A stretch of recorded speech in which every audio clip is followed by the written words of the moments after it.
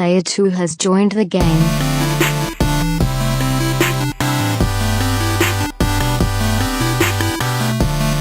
Hey, yo, what's up, everybody? Welcome to episode 111 of the Two Player Co-op Podcast. As always, I'm one of your hosts here, Kevin, along with my brother from my mother's Sean. How we doing? Good. It's been a while. Last time we podcasted was not about video games. It was about SummerSlam. Feels like it's been since like episode 110 since we podcasted last. I know. It's weird. It's like it's been like 3 weeks or something. How are y'all doing out there? Fantastic. If you didn't know, this is a Two Player Co-op Podcast here on youtube.com/Two Player Co-op. If you've never seen us before, thank you for tuning in for our Spider-Man review and other musings. If you like what you see, hit that like button, hit the subscribe button, share the video with your friends and family, all that jazz. We appreciate you guys being here. Seriously, we appreciate you. Hit the subscribe, hit the little bell thing, do all that fun stuff. One thing I didn't realize, we're recording this on National Video Games Day. This is true. Happy National Video Games Day. Every day as you're is watching National this. Video Games Day. These days are so stupid. They are. There's like 2 donut days. There's a beer day here and a beer day in the UK. Every day's beer day. Well, it's bad. You okay? Yeah. Weird. Good. Oh, wow. All right. So it's National Video Game Day. Happy National Video Game Day. Video games are awesome. Spidey mobile. Spidey car. Spidey man. So there is no Versus episode this week. We're taking a week off to do the podcast. Versus will be back next week, and then we still got 4 episodes after that, I think, if my math is right. So no Versus this week. It will be back next Wednesday, so tune in then for that. Are you liking Versus Season 2 so far? Sure am, Kevin. I'm having a lot of fun with it. It's been a lot of fun. That was not a rhetorical question. I was really asking. And I was really answering. I like it. I mean, I like the... No, it's a lot of fun. A lot of these games we hadn't played in a while. We've played a lot of Street Fighter recently because of the anniversary collection and our multiple streams that we've done and everything, but we hadn't played Mortal Kombat in a while, and that was fun to get back into that. The difference, I don't know, not really good or bad, and not to say that Season 1 was biased at all, but going into Season 1, I had a favorite. I was pulling for Genesis to win. Yeah. Did it? I don't think it did. They lost 5-4-1. Yeah. Now it's like, I mean, it's sequels. I don't really have, I mean, each game I may have a particular fondness for one more than the other one, but I'm not rooting for like non-sequel versus sequel, and it's nice to be able to be completely unbiased. Yeah, there's no built-in bias or anything. Right, I agree. We were Sega kids. If you don't know that, then you probably haven't been watching us very long. But go ahead, check out Season 2. So far, we have done Contra versus Super C, Rocket Knight versus Sparkster. Whew. That was brutal. That was something. Mortal Kombat 2 versus Mortal Kombat 3. Streets of Rage 2 versus Streets of Rage 3. What's the 5th one that I'm forgetting? Not counting the one that goes up next week. I don't remember which one goes up next week. Sonic. Okay, that's what I thought. What's the one I'm forgetting? Oh, did we do a Castlevania? We didn't do Castlevania. No. Street Fighter. Oh, Ninja Turtles 2 and 3. That's we haven't right. done Street Fighter yet. Yeah, we're not doing Street Fighter. I don't know what you're talking about. That's not happening. Wait, what was it? Oh, Ninja Turtles. Ninja Turtles 2 and 3. That was fun. I want to go back and play through those.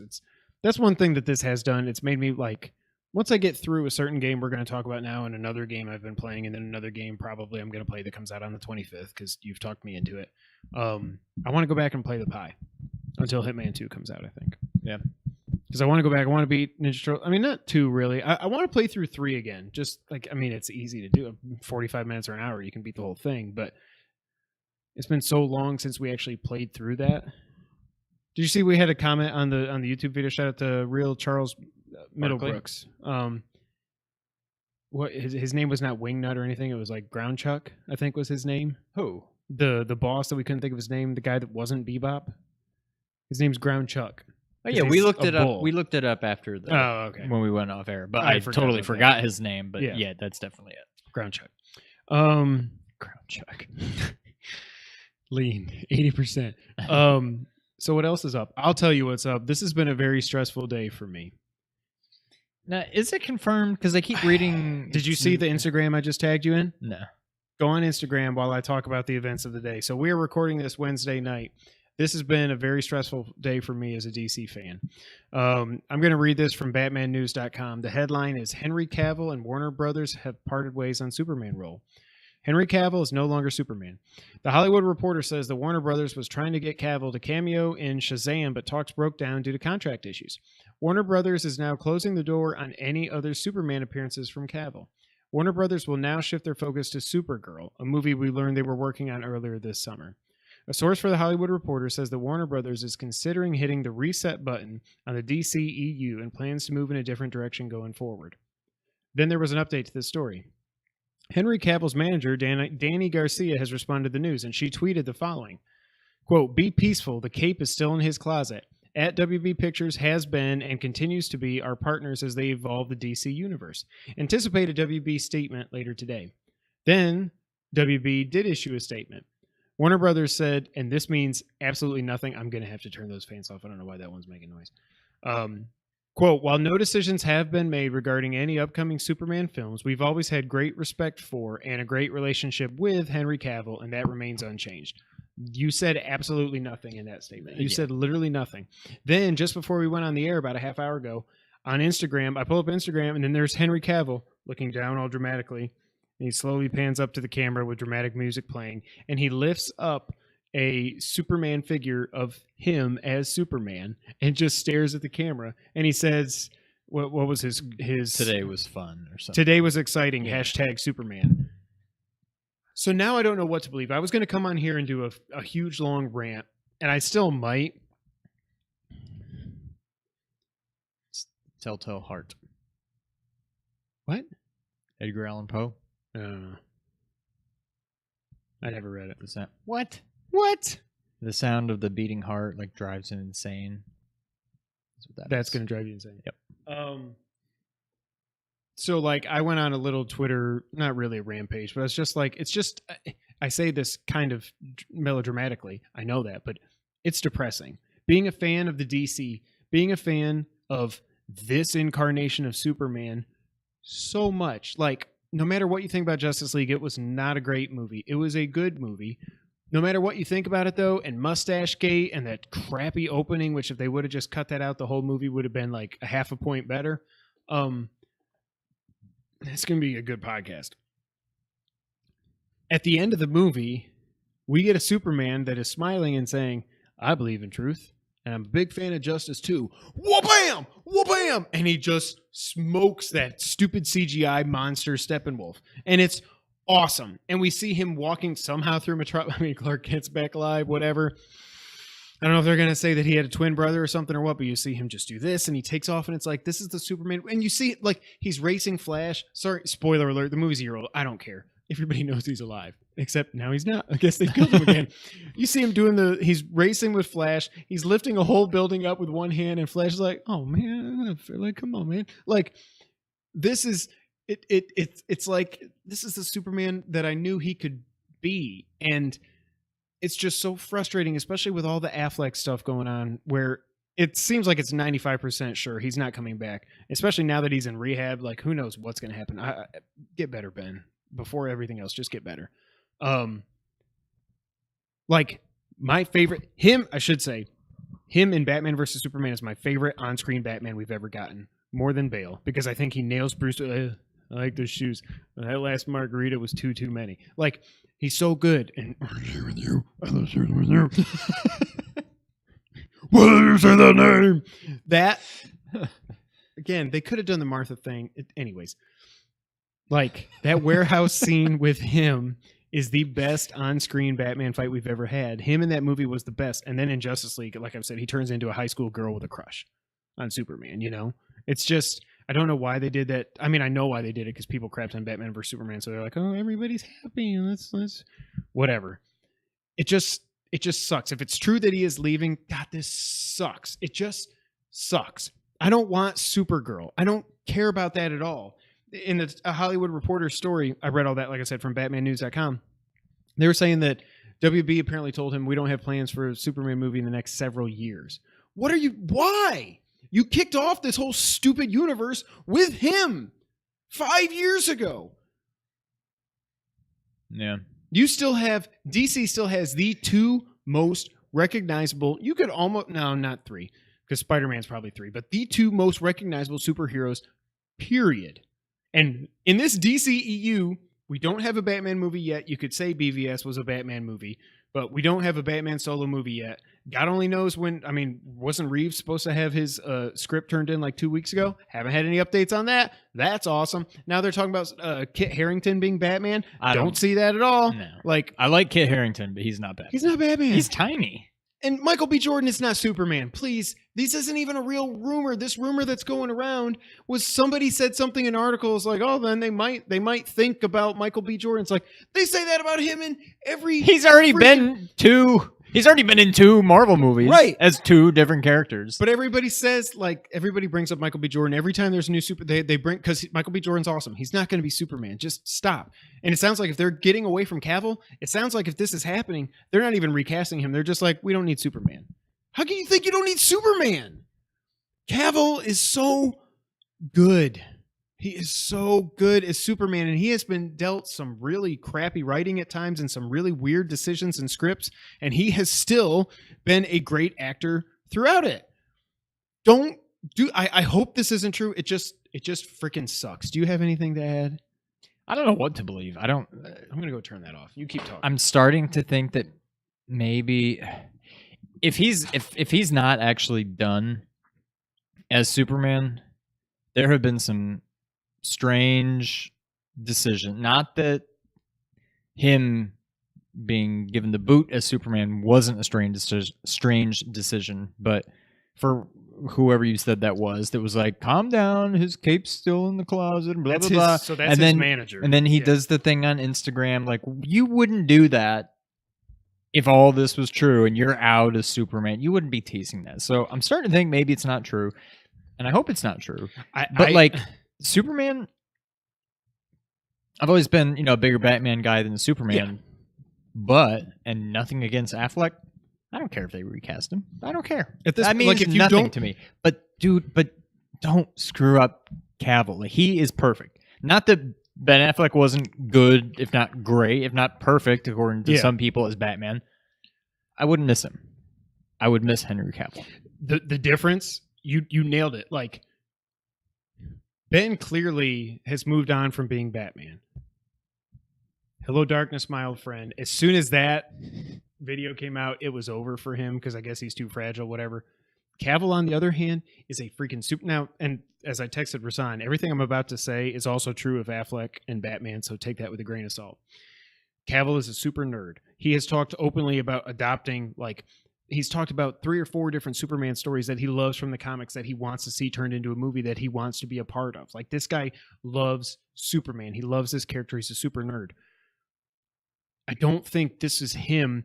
If this is happening, and again, with how WB has handled the DCEU, I couldn't blame him if he did say, guys, come on, this is getting ridiculous. Mission Impossible was awesome. Nobody knows who Bond is going to be yet. I'm British. I need to move on. I couldn't really blame him, but I don't think that's it because he loves Superman. He wants to be a part of this. And then there's no way he made this Instagram video. God, my nose itches. There's no way he made this Instagram video today. If either he's trying to say, this is what I think. He's either trying to say, chill out, it's okay, but I can't say anything. Maybe there's a Man of Steel 2 announcement coming soon or whatever. Either he's saying that or he's saying, balls in your court, WB. You've seen everybody flip the F out when you made this decision and this crappy statement. What are you going to do? I want to be Superman. Let's make it work. Now there's conflicting reports if it was either a contract dispute to get him to cameo in Shazam, or if it was a scheduling conflict. Of course, he just got announced as Geralt of Rivia, news of the week. Which I don't care about The Witcher, but I really like Cavill, so I'm like, okay, I would watch it just because it's him. It's a 10-episode Netflix show. Like, I can't imagine that the scheduling for that wouldn't let him go and just be like, hey, Shazam, that was cool, and fly away with no CG on the face. Now, Geralt does have a beard, so that kind of worries me, but I don't know, man. I really, part of me almost thinks this is giving WB way too much credit, but that they planned this whole thing. That they were like, you know what? Let's stir up a shitstorm, and then let's get viral with this thing, and maybe this ends in a Man of Steel 2 announcement next week or something. it wouldn't surprise me if it was planned, but I don't think we're getting a Man of Steel 2 announcement anytime soon. But I could definitely see this all being just a ploy to drum up interest again, but I don't know. We've been crying for Man of Steel 2. Give it to us. Don't take Cavill. Don't take Cavill. What else is up with you? I don't know. Been playing a lot of games. We'll get into that in a little bit. I don't know. Nothing. Yeah. Nothing. I went back up to New York. That was fun. Real America, as Colin would call it. It was great. Went to my old college town. Had a blast. Shout out to mom and dad for watching all the babies. Oh, I went to a Taylor Swift concert. That's what I did. That was fantastic. And we had our fantasy draft that I missed because I was delayed for 8 hours sitting in the freaking Chicago airport because our flight from Rochester, shout out to you, United. Our flight from Rochester to Chicago was delayed for a freaking hour. You want to know why? Not because like an engine wouldn't start or like the throttle didn't work or anything like that. No, there was a leak in the bathroom sink and it left us there for an hour. I missed my connecting flight by 5 minutes and then had to sit in the Chicago airport for 8 hours. Thanks, United. Hashtag United sucks. The only good thing about it is that I couldn't get out of there for 8 hours, which means, well, I'm just going to get on my phone and do the draft on my phone. I got the number 1 pick. I was very happy about that. I lost my first game. Not very happy about that. And now the two of us are playing this week, and I'm probably going to lose that. Nah, you're going to be. Because I already hate this season. I already hate. Mom said to me, so Monday when she came over to watch Eliza and I was getting ready to leave, and she just starts laughing. I'm like, what, Mom? She said, Kevin, I have to say, do you like fantasy football? Because she saw nobody likes fantasy football. She's like, it football. Doesn't seem, and she's like, I'm not saying you. It seems like nobody actually likes it. Everybody hates their team and they're mad all the time. I'm like, yeah, it's even like that if you're winning because you assume you're going to lose. Like That's why I was so mad that I missed the draft, because that is the best part of the fantasy season is the draft. Just sitting there, hanging out with the dudes for 3 hours, drinking and eating free food, and just that it's yes, everybody hates fantasy football, Mom. And the Giants are 0-1. That's a big shock. Yeah, there's that too. You want to just get into the games? Yeah, let's get right into it. So I beat Chasm. I don't remember if when we recorded last time if you had beaten it. I don't think you had. I beat it before you. Yeah, I know. But when we recorded, I don't know if you had beaten it. I see what you're saying. Because we were just a few days into it. I think I may have beaten it, but we couldn't talk about it. Yeah, because you hadn't. Chasm is awesome. This is going to be so fun this year when we do our top 10 games. Like, this is the year of the indie for me. I won't have more. Well, there's a chance I could have as many independent games on my top 10 list as I do AAA blockbusters, which has never happened for me before. See, I need to go back and look. I need to remember what I've played this year, but it's certainly possible. I mean, right off the bat, I can think of 2 that I've played in the last month. If you play a third, like you need to, it'll be on your list. Yeah, probably. And then there was a Zelda-like that's probably on your list. Yep. And then there was that platforming game. I don't know if that's going to make my list. We'll see about that. Game. With a girl going up there. Oh, yeah. Nah, maybe. Chasm is awesome. It is way high up on my list this year. Like I said when we did our review of it, I kind of almost think I like it better than Symphony of the Night. That's just because I have no history with Symphony of the Night. I didn't play it 21 years ago when it came out. I didn't play it until 2 months ago, 3 months ago, whatever it was at this point. I absolutely love Chasm. I loved it so much that I beat it and immediately just kept playing it because I was like, I haven't broken all the crates.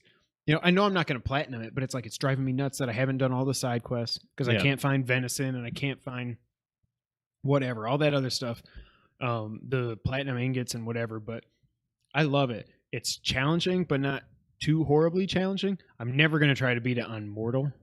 No. Maybe no hard. Chance. Maybe now that I know how to play the game, but probably not because that game is difficult.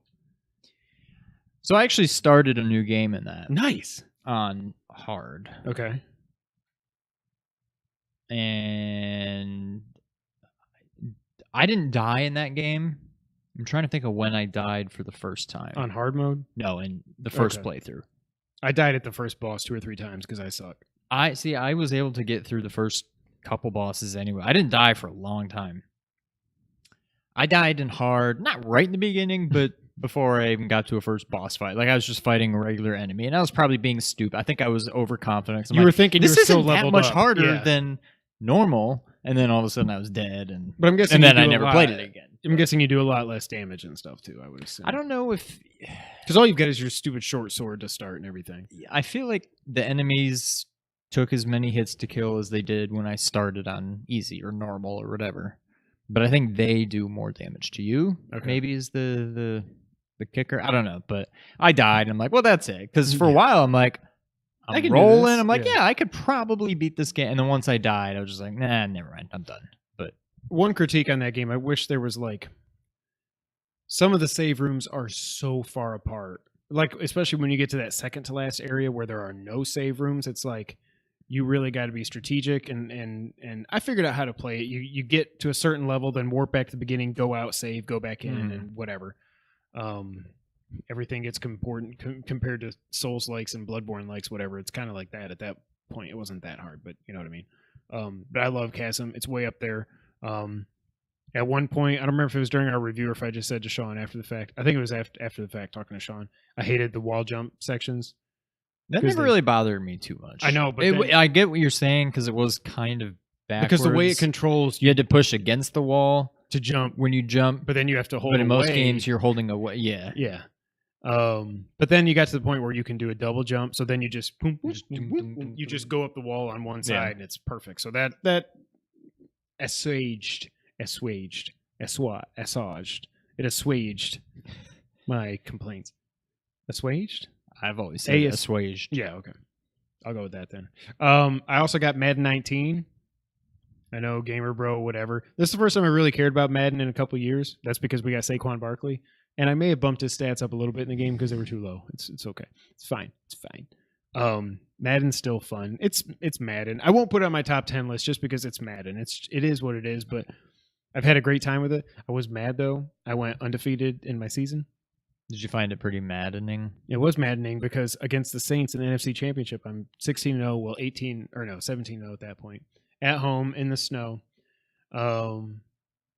I let the clock run out in the first half because I wasn't paying attention, so I missed out on a field goal there. I threw a dumb pick earlier in the game. Then I'm down 22-21, driving for a field goal to win it.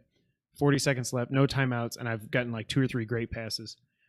And then Eli pulls an Eli, and he throws a pick. And I'm just like, I had no timeouts left. I can't believe it. So I lost 22-21. That sucked. But Madden's still good. It's Madden. I also played Celeste. I don't get it. I don't get this game. I like the story in this game way more than I like the gameplay. I think games can be difficult and it's fine, but when a game is really like trying to kill you, I just don't get.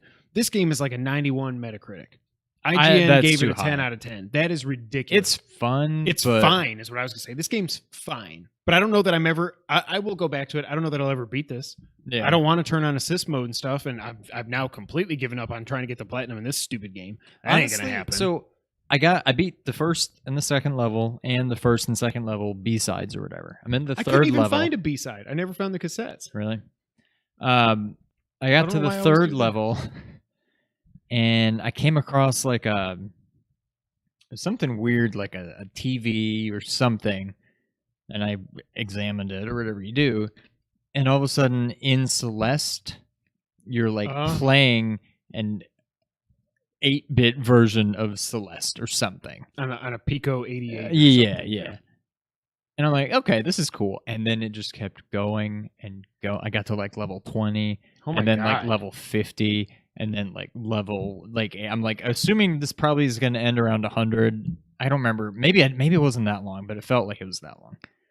But I got to the point where I'm like, I think I know what the last level is going to be. It's going to be level 100 or it's going to be 50. I think I zoomed past 50. I want to say it's 100. Yeah. And I think I got to like 70 or 80 or something. I'm like, you know what? I'm done.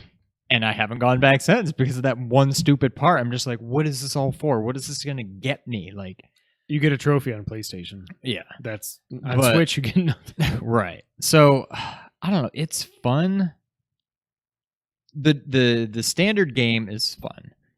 It's very pretty. Also, I The love the pixel art in this. B-sides are difficult and sometimes just ridiculous. Like there's been a couple, like we had this conversation.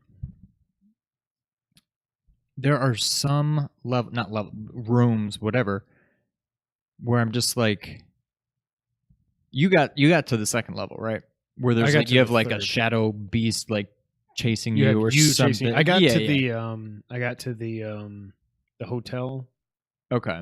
I might have gotten through the hotel, or I don't remember. No, I didn't get all the way through that last time I played. So there's parts in the B side of level 2 where the stupid thing's chasing you also, and it's like you just have to do everything perfect and get lucky because you have to cross paths with your little shadow thing. Did you get and multiple just shadows not again?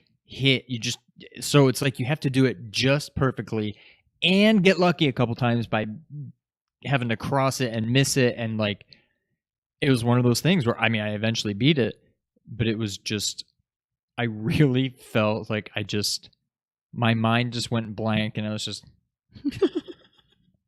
and then all of a sudden I beat it. I'm like, oh my god, and the whole time I'm thinking, like, as I'm getting closer and closer, like, oh my god, all I gotta do is jump across here and go up there. And you're like, no, stop thinking. And then and I'm just like, shut up, and I just kept doing it, and I beat it, and it was just like I needed to put it down, like I needed a break. And when you beat those levels, it is very, very satisfying, but it doesn't outweigh the stress. Yeah. It is just, it's too much for me. And I'll probably go back and play it sometime. I don't think I'm done with it for good, but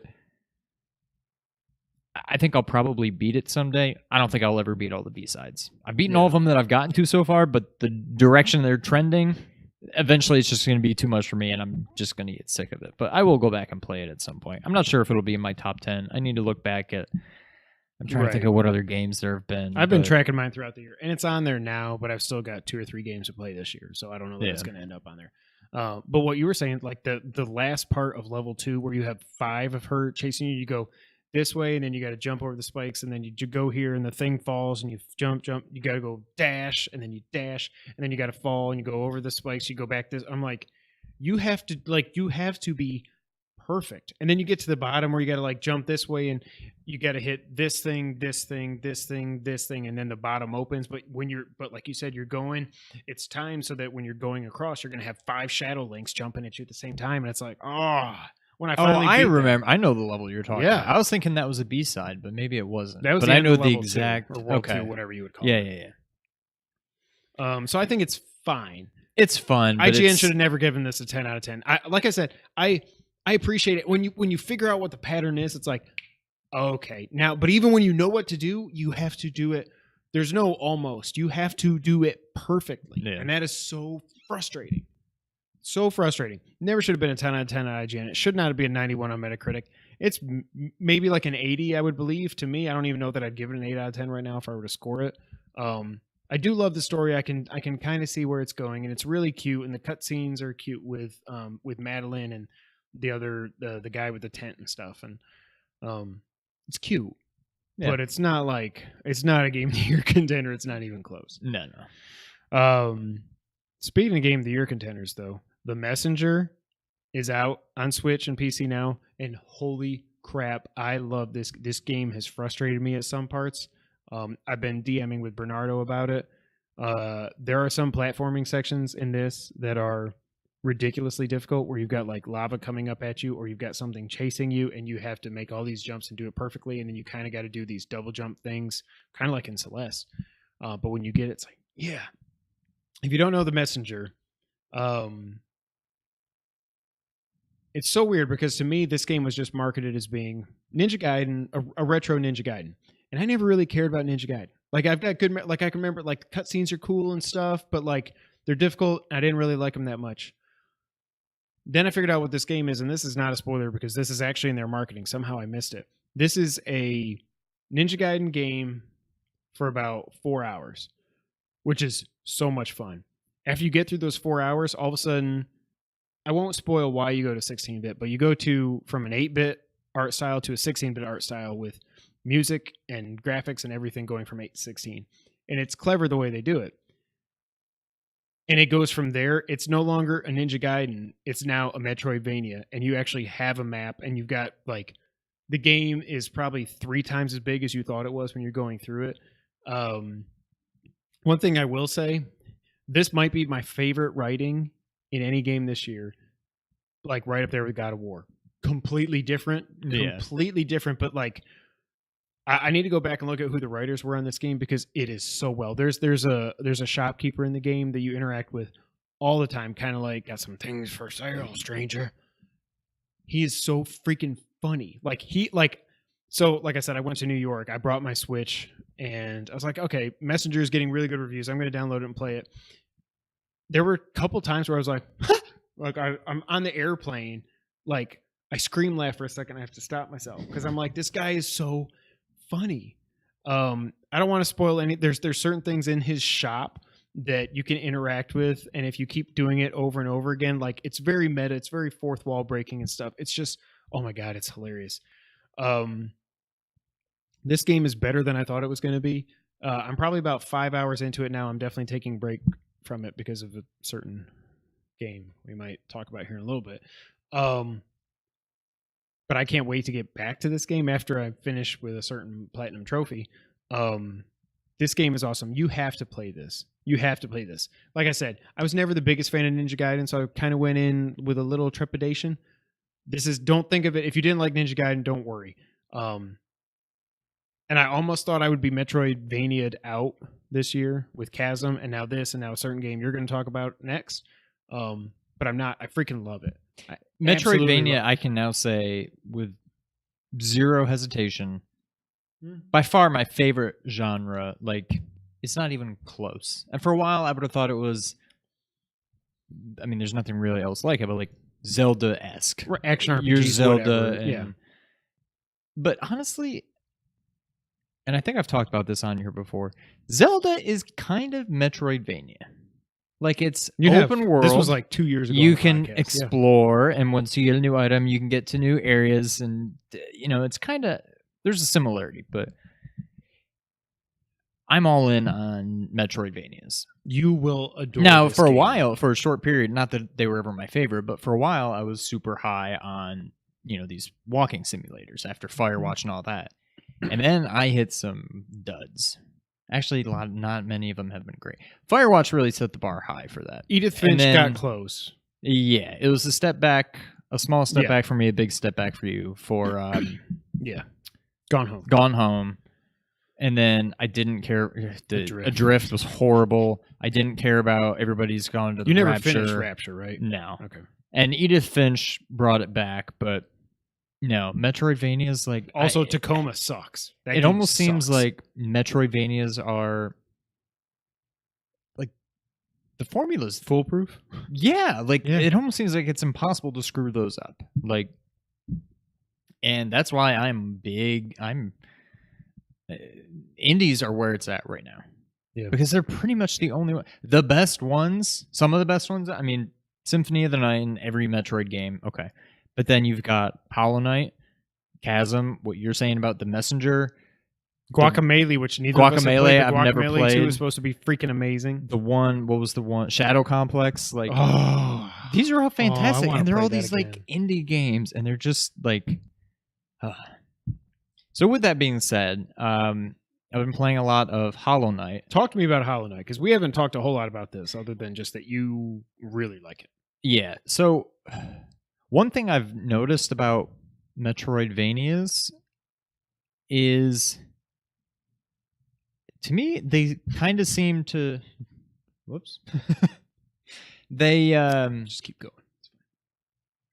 I think they work better. I've done a complete 180 on this. They work better without guns. Like, Metroid started it. I kind of prefer the Symphony of the Night and the Chasm and the Hollow Knight, the melee weapons instead of blasters and stuff, which I never would have thought. To say, no, I agree with you. But before Symphony of the Night clicked for me, I would have said, no, you got to have guns. But now I'm like, no, this is, especially once I figured out Symphony of the Night and Chasm, like you said, Chasm, now Messenger is just freaking it. Yeah. Yeah. So Hollow Knight, it took a little bit, like Chasm hooked me immediately. I was all in. Hollow Knight less so. So Chasm was very just in your face, just very not overly retro, but retro inspired. Hollow Knight it's not retro at all. The gameplay may be kind of retro, but it's 2D. It's very flat, but it's beautiful. but everything's just a little bit more subtle, and It looks beautiful. it is. And so when I started playing it on the Switch just handheld. And part of why I didn't like it, everything just seemed like it was hard to see. I always felt like I was like, I can't really, it was bothering me. Then once I played it on the big screen, it's perfect. Like, it's almost too dark or something to play on handheld to where I feel like I'm always just looking back at my face. Yes. And it's just like, I don't know. So you got to play it full screen, or you're probably going to get it on PlayStation anyway. Well, one sidebar real quick. Same with Messenger. Also, the Messenger works very well on handheld. However, there's one upgrade that you get that, and it's really important in some of the boss fights where you really have to use B and Y a lot, like jump and attack and in a combination. And it got to the point where like I would push B with this part of my knuckle and then I push Y up here. This got so sore because of it's just, and it was bad on the Pro controller too. But like, I also think we might have to have a sidebar about the Switch because I got some issues with the Switch. the buttons are too small. Like now that I've been playing, I played it for 5 hours or probably 4 hours in handheld mode. I kind of got some issues with the Switch. Also, I am no longer a fan of that Pro controller. I love my 8-bit dough so much better. I like the Pro controller, but what I don't like, it's not good for Celeste. When it is very important, if you're hitting right or up and right for that matter, for which way you want to dash, and I'm right at the end of a extremely difficult level, and all I needed to do is dash over to this wall, and I'm home free, and I accidentally dash up or up and right, even though I swear I'm holding right, and I die, and there's nothing more frustrating. It makes me want to get Hori or Ori, I don't know how you say their name. HORI, the company, put out that left Joy-Con that you can only play on the Switch, but it's a full D-pad for $25. I'm like, I almost want to get that just so whenever I do travel, just snap that thing on and go. Yeah. But okay, so just continue. But yeah, so Hollow Knight didn't hook me right away. It seemed I was just very lost. You have to find maps. And even when you find a map, it's not like basically any other Metroidvania that's ever existed, to my knowledge, where like every room is like a square on the map. And every time you get to a new square, it's now on the map. And once you've been, It's not like that? It's not. Okay.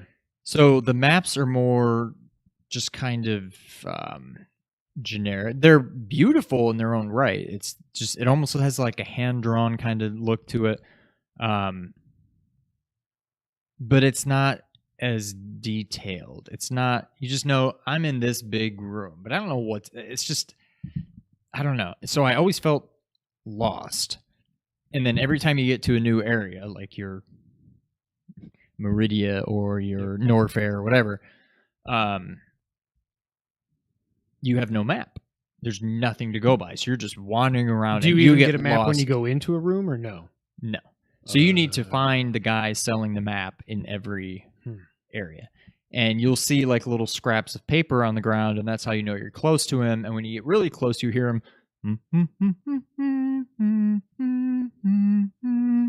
You hear him humming, and that'll be stuck in your head. And it's the best sound you've ever heard when you're looking for a map. I mean, and then once you buy it, stuff? yeah, there's like benches everywhere that you save with. And that's the other thing. So everywhere you've been in an area, once you find the map, you get that on the map. But after that, if you go through this door or whatever, this new area that's not on your map yet, if you look at the map, your head icon shows where you are, is more or less just floating out in space. It doesn't draw the map as you go until you get back to a bench and you save. And then it says map updated, and then you can see everywhere you've been. So it's a little frustrating, but it's just it's not bad necessarily. It adds a little difficulty and some frustration, but not a huge deal. What else? There's some other thing that I wasn't. Oh, so the whole thing. So you have your health, and then you have soul, and you get soul from killing enemies. And with your soul, you can hold A. It'll probably be circle on PS4, and you get your health back. Or you can use it to like shoot a fireball, your like spells and stuff. And it's a cool concept. And the more, even though it's frustrating, the more I think about it, the way they did it is pretty good because it's very helpful to be able to heal yourself, but it kind of takes a while. Like if you start holding A to heal, he's like, you got to be like clear of enemies, and then you get So it's you need to choose your spots wisely, like in a boss fight when you're trying to heal, because they don't make it easy, and sometimes it just can't be done, and you'll be like, I gotta stop attacking. Let me go over here and hide and focus so I can get my health back. And you might get one health back, and then right before you get that next one back, boss is over there and he hits you. So now you've lost the one health that so you're right back where you were, and all this time you missed out on hitting him and stuff. You and could have used your frustrating. special whatever. Yeah, it's tough to heal during boss fights and stuff, but it can be done. Now, is this a roguelike? Like, do you die? You don't die and start over like Dead Cells and stuff. Another game I'd probably like to play, but I'll probably never get to it. But. So when you die, or is it like Bloodborne or something? Like you have, I thought Ernie said you got like Blood Echoes kind of a thing where so you get you the can go back, geo. soul, it's like your currency that you use to buy stuff and whatever, and open up some things. If you die, you leave like a little shadow beast that you have to go back and kill to get your like Bloodborne. The good news is, if you're anything like me, you forget to save. The good thing is if you die, everything's saved. Everything you accomplished right up until you died is still done. However, if you haven't saved in a while, you may go back to this bench over here when you were over here. So you will have more backtracking to do, but... So basically, sit on every bench you see. Yeah, it's literally like a half a second. Yeah, There's no... Like when I play... Like Symphony of the Night, you just push up whenever, Right, now some of those games... like Metroid, I think even Symphony of the Night, sometimes I wouldn't. No, Symphony of the Night isn't bad, but I would just not save just because I don't have the patience. I don't want to wait 3 or 4 seconds for this game to save. I'm not going to die. Just keep on going. Does it also recharge your health like Symphony? It does. Okay. So, but yeah, there's a whole bunch of stuff to do, and I know when I first started playing, Ernie said, "Do not look anything up online. Just explore and just enjoy exploring. It's a lot of fun." And it is. Like, the game keeps getting bigger. Every time I think I've been to all the places, I find a new one. Like, it is fun to explore. I beat it yesterday. Really? I'm at 83%. So I'm like, not bad. I actually did quite a bit. Do you know how long does this track It took me like just over 24 hours. Okay. I was now granted there's no trophies or anything on Switch, but there's like in-game achievements that basically serve the same purpose, which I'm guessing will be what the trophies are on PlayStation. Yeah. You will not platinum it. Oh, I know this is. There are some that's it's gonna be like Chasm. Speed run the game in 5 hours. Yeah, no. Beat it on. And then once you beat it, there's like a mortal mode where like bone crushing. You can't. If you die, you die. Yeah. And one of the trophies or whatever was beat the game on hard in Black Soul mode or whatever it was called, Steel Soul, whatever it is. So you have to beat the game without dying. And I think beyond that, there's another trophy that is beat the game on hard, get 100%, and do it all in less than like 20 hours or something. Like, it's ridiculous. Some of these well, that's trophies. Then I don't need to worry about that. Maybe I should just get it on Switch then. But so I did end up looking up some stuff online just because I wanted to kind of know. Like, what did you miss? Yeah, what else is there to do? And I didn't look too in depth, but one thing I did see, it doesn't even end at 100%. It doesn't end at 101%. Is there an upside down castle? It doesn't end at 102%. It's like 112% or something. And I think maybe that's because there's been 2 DLC packs that maybe everything that you could do in the original game was 100%. Yeah. So maybe that's why it is. But I was pretty proud of myself for getting to 83% by myself without looking stuff up. And I already know of some stuff that I need to go back and do. There's like optional boss fights and there's a Coliseum kind of thing. And but no, the game it's awesome. I beat it. I'm definitely not done with it. I'm going to go back. I'll never get to 112 or whatever it is. But so is there an end game to it, or do you just start right before the last boss kind of a thing? You basically go right back to your before last the boss save. fight, Okay. I think. Now, everything you've heard about the difficulty is true. The game, for the most part, isn't that bad. It's probably no harder than Chasm. Okay. Except for the boss fights. Like, the normal game is not that bad, and then some of the boss fights are just ridiculous. And you will get frustrated. But it's not, and I know you haven't even experienced it, it is not Celeste B-side levels of stress where it just feels like impossible. Like, there are times where you're just like, one thing I don't like, there's no boss health bars. So even do they blink or anything? Nothing. Oh. So it's like, I feel like I've been killing this guy, and then I die, and I'm just like, ugh. And there's one boss in particular, I'm like, nope, I can't beat this now. I'm going to come back later when I've upgraded my weapon, I've got more health, whatever. And I did, and I went back, and it turned out I was nowhere near killing that thing to where I still I beat it with 1 bar of health left, like barely got by. Like, some of the boss fights are insanely difficult, but they're definitely beatable. Right. It's not like some of the Celeste stuff where it's just super frustrating, but it is, I think it's better than Chasm. It's very similar, but also really kind of, it's different. More in common than different, I would say, with Chasm, but it's definitely different. But God, it is so good. It's cute, all the little characters, and it it's looks like incredibly it's cute, serious but while dark and, at the same time. Yeah, it's like serious and dark, but also kind of cutesy, and it's so good. Like, no doubt in my mind, you will like this game. Yeah. I don't know if you'll. I mean, I loved Chasm, I think, just as much as you did. I think this is better. I don't know if you'll agree, but to me, it's better than Chasm. Well, but I also once you get through a certain game we're going to talk about here in a couple of minutes, you need to download the Messenger, because I almost think the Messenger is better than Chasm, and I didn't think. Really, I thought it was. That'll be the next. Once I'm done with Spider-Man, that'll be the next game I play. It's I'm sure. so good. It is so good. Now, is that only on Switch and PC? Yeah, but yeah. Okay. For now, I'm sure it'll come at some point. But one other thing before we get into the main topic of the week, there was a demo that went out this past week that I did not know was coming, and I was very excited to play. Mega Man 11. This kind of reminds me of, stick with me, of The Last Jedi, because this did not go the way that I thought it was going to go. I didn't really like it. See, I liked it. Okay.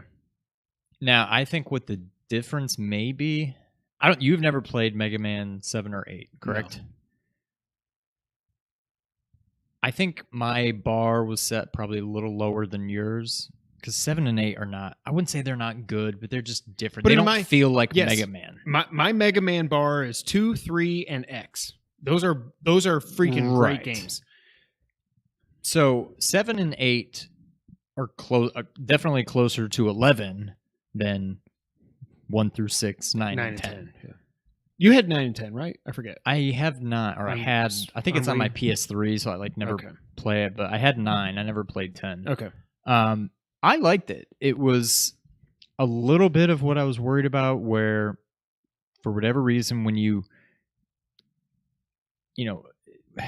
improve on when you try to make an old game new with better graphics, like your Mega Man 7s and 8s, like your new Super Mario Wii, something just doesn't seem, and like the new Donkey Kong games, the one on the Wii and then the one on the Wii U that I never played, had a little bit of it. That's what I was worried about. And it has a little bit of that, to where it just doesn't quite feel as like smooth and fluid. It's like a little clunky or something, but not nearly as bad as I was setting myself up for. It's more or less what I thought, and probably a little better, just because I was so worried that it was going to be bad. I think if you had played 7 and 8's even worse, in my opinion, awesome. You would like it a lot better. Yeah.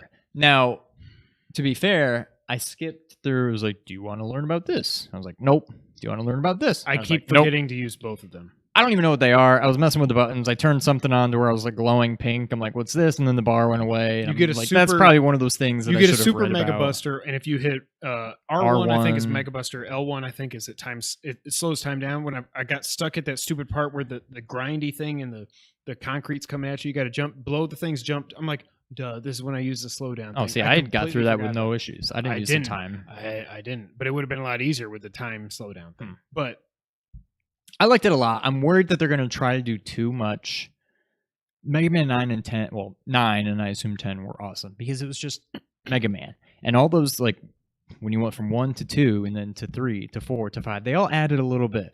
The charged up Mega Buster, the slide, yeah. the rush thing, they all added a little bit, but it never went too far and seemed not like Mega Man. I didn't even really mess with them. I'm not thrilled about this double gear thing or whatever that was called, and the time slow. Like, I'm still a little worried about that. But I think it's going to be good. The boss fight was awesome. I never got to the boss. Oh, really? Boss fight was pretty fun. Now, part of this is because I'm playing it on my Switch, and I'm like, I don't really like this, and all I got to do is exit out and click over one, and I can play the messenger. Right. You know? Yeah. But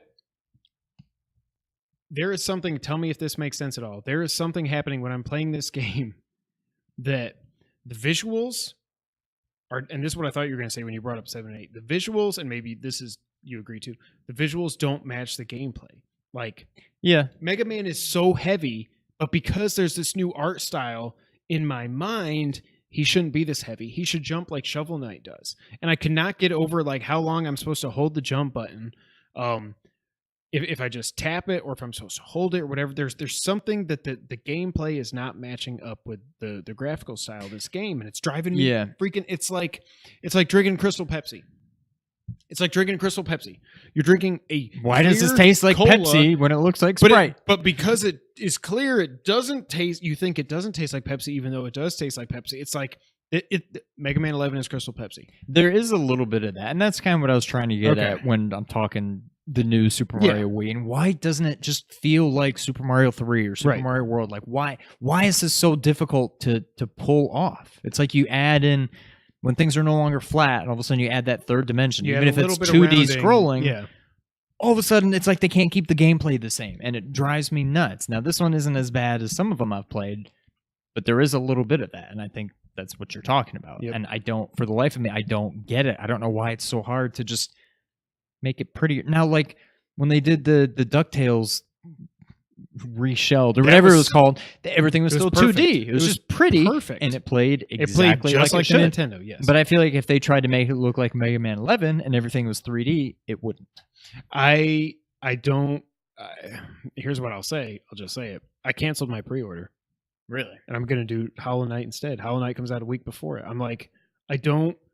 There are two. I'm not going to rush out and get this game. Yeah. But I'm sure when it. How much is it? 30.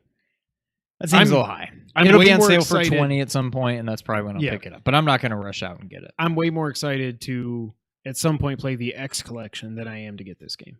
Yeah. Now, see, that worries me too, because after 3, it was all PlayStation.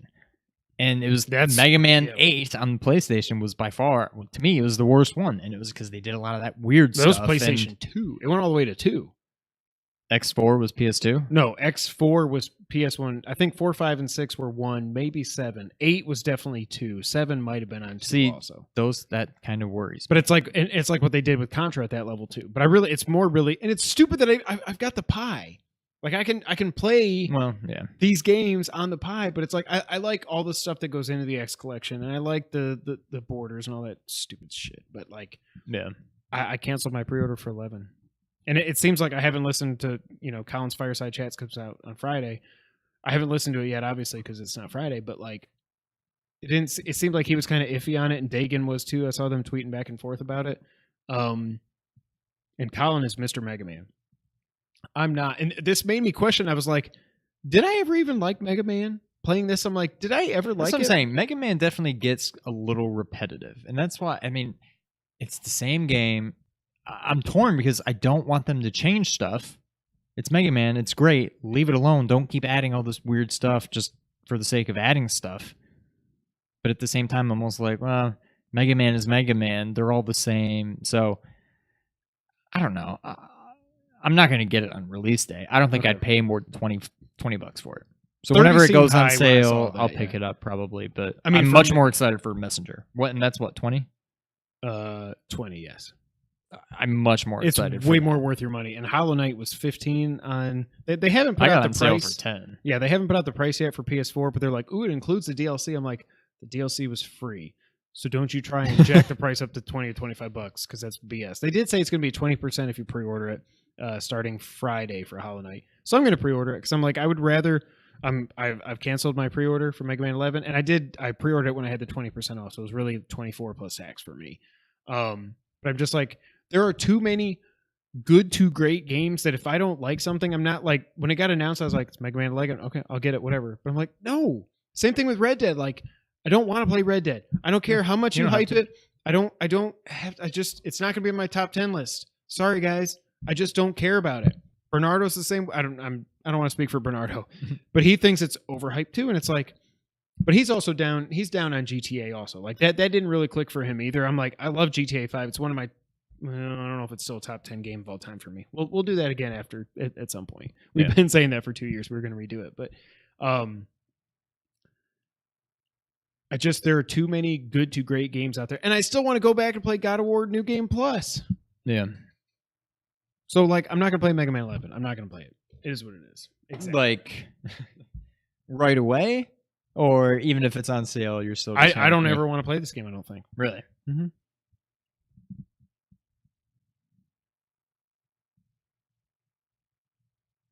Sorry, Capcom. All right. Main topic of the week. 50-something minutes into the podcast.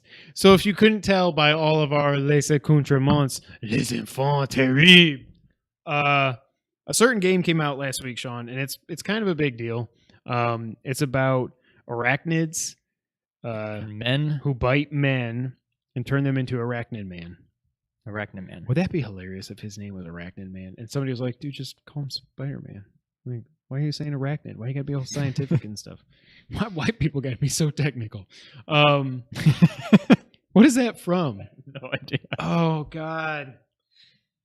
Oh, it's Chris Rock. It sounds like Chris Rock. It's Chris Rock.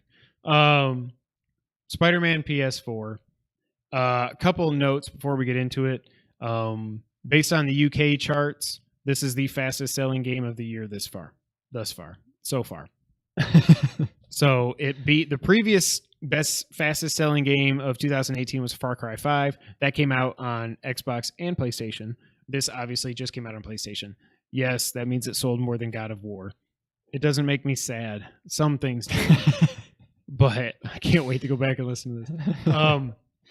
Fastest selling game of the year. Fastest selling game since Call of Duty last year on PS4. Call of Duty is Call of Duty. Awesome. Is what it is. And also they announced today on Twitter, New Game Plus is coming. So that's cool. So those are just the two things, but let's review Spider-Man. How far am I into this? Let me pet peeve. Talked about this to Sean. I said it on Twitter. Every freaking video game that comes out in 2018 should track how long you've played the stupid thing. Yeah. It's not just my OCD. Everybody likes to know what their play time is because you're like, how long did it take you to beat it? When did you platinum it? We all like to know this stuff. Yeah. This should be like, it should just be in every game. It wasn't, I don't think it was in Horizon. I don't think it was in God of War either. Like, what the hell are we doing? If I was wrong, just correct me. It's been a while since I played them, but like, that's one of the things that's so cool about the Switch is that after a week, it'll say you played it 5 hours or more, 7 hours But or even more. the Switch, why do they do that? Just tell us how long. Hours, minutes, seconds. Not that difficult. You've played over 5 hours. Okay, well, have I played 5.5 hours or have I played 20? Like, what does that even mean? So I have played, it looks like 11.5 or 12 hours. You're just tracking it manually? Yeah, I've got a note going with my note for pluses and minuses and stuff. My first note is, why can't we track time? All caps. Let's just talk about it because I've got a million notes here. What do you think about Spider-Man PS4, Sean? I am about... By the way, wait, before you get into it, funniest thing in the world, the Thursday night opener for NFL. Yeah. Did you know there was a commercial, and then Al Michaels comes back from commercial, and he says, he pronounced Marvel Spider-Man. Marvel. Like it was Carvel ice cream. And I was like... Well, Dad does that too. Dad says Marvel. All right, what do you think about Spider-Man? All right, so I'm about to just go, man. Fanboy all over it. This game, I have had more fun playing this game than any game I can remember. I mean, the closest would probably be the feel of Breath of the Wild when I first started that, and how cool it was to just explore, just to not really do anything and just to swing, just wander around. Yeah. So, okay, how spoiler free? We will be light. I mean, I'm further in the game than you. I'm not going to spoil anything that you haven't seen. I played it a lot today. That's why I was late. Okay, you got to the part. Did you get to the part where? Yes. Okay. I stopped right after that. Let's talk about that in general terms. Okay. Because I don't know. Well, what how much you're further than that are you? Maybe an hour, if the most. I went and got all the backpacks. I'm still curious. Well, not all of them, but I'm curious to see what the long term. I haven't seen that. Yeah. Have any big payoffs yet? Okay. I don't think it's going to be what the you game think it's was gonna be. about to I did too, but I was like, please don't do this. I was kind of the same way. I'm like, this is cool and all, but I will say, don't do it. That. And I was texting back and forth with Nick last night. Obviously, this is Nick's game of the year. We don't even need Nick. We know. I love you, man. That made me care about that specific character. Yep. More than I have never cared about him. I've Nope. actually been like anti him forever. Those 15, 20 minutes of gameplay and cutscenes and everything were like, okay, I'm in. I am so in on this character, at least in this game. Like, I don't read Spider-Man comics. I'm excited for the Spider-Verse movie that looks bat crap crazy. The animation that just looks, oh my God, it's beautiful. So I don't know how it's going to pay off in this. I think it's not going to, but I am very interested to see as this becomes obviously it's going to get a sequel and it's probably going to be a trilogy. Where we go, I'm very interested in that. But that whole section might be my favorite section of the game so far. Yeah. And I was tweeting about it with Bartolotta before we came on here. So I'm enjoying things that I feel like I shouldn't even enjoy in this game. Like collecting. I hate collecting. I hate everything about it. It's fun in this game. I've gotten all the backpacks. I've gotten all of the landmarks. I did all but like 3 of the research things. Now I have a new thing, which I guess you do too. Another collect-a-thon thing, which For the homeless guy? Yeah, which Those I haven't started yet. I got one. I'm like, okay, that was fun, but I'm like... I saw James Solar tweeting about it, saying it was a pain in the butt, but I'm like, I did kind of fun. I did the things where you had to use the camera. I've done. Find the did thing. you get all those? I did all of them. Oh, okay, because I saw that you unlock a suit. You've seen I'm like, that person. I want the suit. Yes. Oh, okay. I haven't seen that. So person. I did all that. Like I'm doing all these just collect-a-thon things, and I'm loving it. Like it's so much fun, and I feel like I shouldn't enjoy it. Now I needed to take a break. I didn't want to do all the stupid, the homeless man thing, because I know you said I'm very close to a cool storyline. That was what I was talking about. I figured. Yeah. But I'm like, I need to stop doing this and just, I know I'm right on the verge of something happening. So I'm like, I need to get back to the story. But it took a little bit to get used to the controls. Like now it's all just, it just feels natural. It just square attacks, triangle does your web stuff. You can swing to, or, shoot to little ledges. Like it just, everything worked. The controls are perfect to me. In the beginning, just swinging and stuff felt a little clumsy. Now I'm just like swinging and running on, but like I'm trying to get to that rooftop over there, and I'll swing. You figure out how to get the speed, run around this building, and bounce off, and all of a sudden land boop, right in front of the thing that like it's just oh god, it's so good. And the way it plays, it's very Arkham City. The fight scenes, the movement, the swinging, just the fights like it feels like you're playing a movie. Like the fights end in slow motion, like Arkham. Right. Well, Arkham, all the Arkham. I just feel, as stupid as it is, I feel so cool when I play this game. Because I think Brittany likes it. I mean, she doesn't play, but every time I play, she usually comes up and watches. The boys and are I like loving, to think the boys sit there and just like, I know. I feel like when she doesn't say it, and she probably doesn't care, but I feel like when she's watching me play, I'd like to think she's thinking like, oh my god, how is he doing it? Because it looks so cool. And in reality, I'm just like square, square, square, triangle, circle, square, square, R1, square, square, circle, triangle. But it's like, poof, poof, and I'm like taking out like 20 guys at a time, and I'm thinking like, And you upgrade, and you can do like. I'm like, this is so cool that I'm doing. It's Now, just. Did you ever play Spider-Man 2 on PS2? I did not, so I have no frame of reference. Okay. But people say that's before. Obviously, this is the best Spider-Man game Spider-Man game ever made. Yeah. So, but yeah, the game is just I can already say it's a 10 out of 10. The storyline is already. I mean, it's like again, it's kind of like Arkham, but you're like playing a movie. The storyline already seems awesome. I like what they're doing. What do you think about the graphics? So we're both playing on PS4 standard. Yeah, I don't see the need to get a Pro. No, I mean, to me, it's beautiful. I felt this with Horizon, Uncharted, God of War, and now this. I'm like, I don't know how much better. And maybe if I have a 4K TV, but maybe if I had a PS4 Pro that I was playing this on, I'd be like, oh my god, it just got 10%, 20% better, whatever. I don't know, but like looking at like I've had no performance issues. I mean, my PlayStation sounds like a rocket ship about to take off. That's just what every game does now. I'm okay with that. But this game is gorgeous. The way New York City is New York City, although there's not much traffic, which again, like when we talk about PS5, we don't need more graphical power, blah, blah, blah, blah, blah. Have it just be full of friggin' taxis and stuff. You know what I mean? But anyways. And then I know beautiful. I know what you were saying about some of the facial models and stuff don't look great. And I think we're just very, very spoiled now. Now, I never played the game, but to me, the best looking facial animation, whatever you want to call it, that I've ever seen. Now, maybe it was just a cutscene. I don't know. Uncharted 4. Whenever I saw like commercials or like trailers and stuff for that game, like photorealistic. I mean, it looked.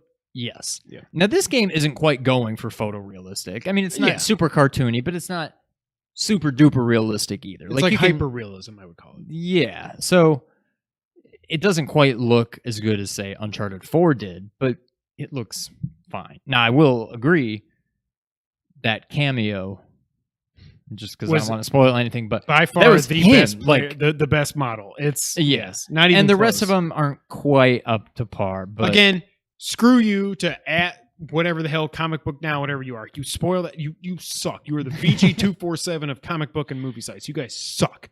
But just oh god, it is so good. And part of me was worried when I did all the backpacks and I did all the landmarks. And then I did basically all the research things. I'm like, crap, I hope I'm not going through this like too quickly. But then I unlocked the thing with the things. And then I unlocked the thing with the guy. And I'm like, okay, it sounds like there's going to be more and more and more of these things. Like, I feel like I'm nowhere near. When we talked the other day, you didn't have any challenge things pop up yet. I still haven't. Okay, then I won't say what it is. Okay. It's coming soon. It's just another quest. Collective, yeah.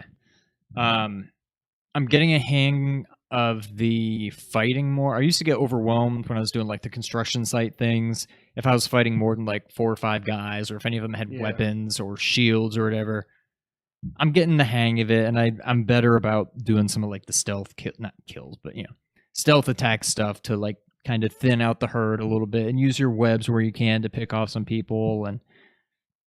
Gadgets. I always forget what spider gadgets I have. I'm honestly having more fun with this game. I guess I would say more than any other game since probably Breath of the Wild, and it's so totally different. But it's maybe even better. I mean, to me, this is a 10 out of 10. I don't see how this is not Game of the Year. Now, granted, I know Prisoner of the Moment and all that. I think it's better than God of War. Oh my God of War. And I mean, I have a renewed. I've always liked Spider-Man, but I never had a big. I mean, outside of like the X-Men, he was always my favorite Marvel character. But I didn't know too much about the lore. I knew like the main bad guys or whatever. But I just have this renewed like I'm all in on Spider-Man, especially with the DC universe just going to crap. Like, okay, Batman's great and all, but what are they doing over there? I'm gonna stick to my Marvel. And like Spider-Man, it's just, oh god, it is so good. So what do you think about and this isn't spoilers because we know they've made it very clear. The sections where you're either playing as MJ or Peter. They're a little slow. I mean, they break it's up basically the game. just They big time break cutscene. up. It's like an interactive cutscene. They should just be cutscenes. I don't need to. They play should as be. Yeah. MJ sneaking through and out like I'm going to take pictures of this and I'm going to like just get a cut. It's just like I just want to be Spider-Man. Yeah. Like I love that this is a Peter Parker who's 8, 9, whatever years into being Spider-Man. I love that part of it, but like show me that in cutscenes and let me go just thwip, thwip, thwip and just swing around stuff. Swamp. Shout out to Casey. Now that's one thing I kind of hope we get, kind of like Arkham did with Origins. I kind of hope the next one's maybe a prequel. Or the third one. You know, I hope we have like Spider-Man Origins. Basically. I agree. I've seen other people saying that too, and I agree. And Arkham Origins got a bad rap. If that was a Rocksteady proper game and not a WB Montreal, that would have been 9 out of 10 for most people, not a 7 out of 10. That's crap. One thing I will say, when I first saw the trailers for this, I was like, Mr. Negative, what the hell is this crap? This guy sucks. I was like, I almost said, yeah. I love this dude as a villain in this, which I did not expect at all. I expect to be like, I thought he was going to be like a sub boss. Like clearly he is the main bad guy in this game. And I love the backstory, the relationships. It's painfully obvious as soon as you play the game who Mr. Negative is. Yeah. That's what I was telling you in a turn. I was like, yeah. But I absolutely love him as a villain in this game. I think he's fantastic. I think his acting is great. His powers, which again, I don't know Spider-Man outside of a little bit of the cartoons in the 90s and all the movies. That's all I've really played, or all I really know. But I love Mr. Negative, and I did not think I would ever say that with this game. Did not expect that. Yeah. I like the open world, so I got all the towers. The towers, let me go through my notes here. Oh, by the way, the other thing this game has done, which makes me know that it is a good game, because Breath of the Wild did it too, it's like seeping into my reality. Just like Breath of the Wild, how you can like climb on everything. And I'm like, man, I wish I could do that in real. I'm like walking around, just being like I could mentally like swinging down the street, and like I could swing from that light post and then grab onto that house. And that is one thing that they did such a good job for this. Other than Central Park, which you can still swing through, I'm like that. There's trees that are like 20 feet tall. How are you swinging? Right. Everything else, it's like. That was one of the complaints people said when they go back to Spider-Man 2 on PS2 is it's like, I don't need updates on the WNBA. I do not care.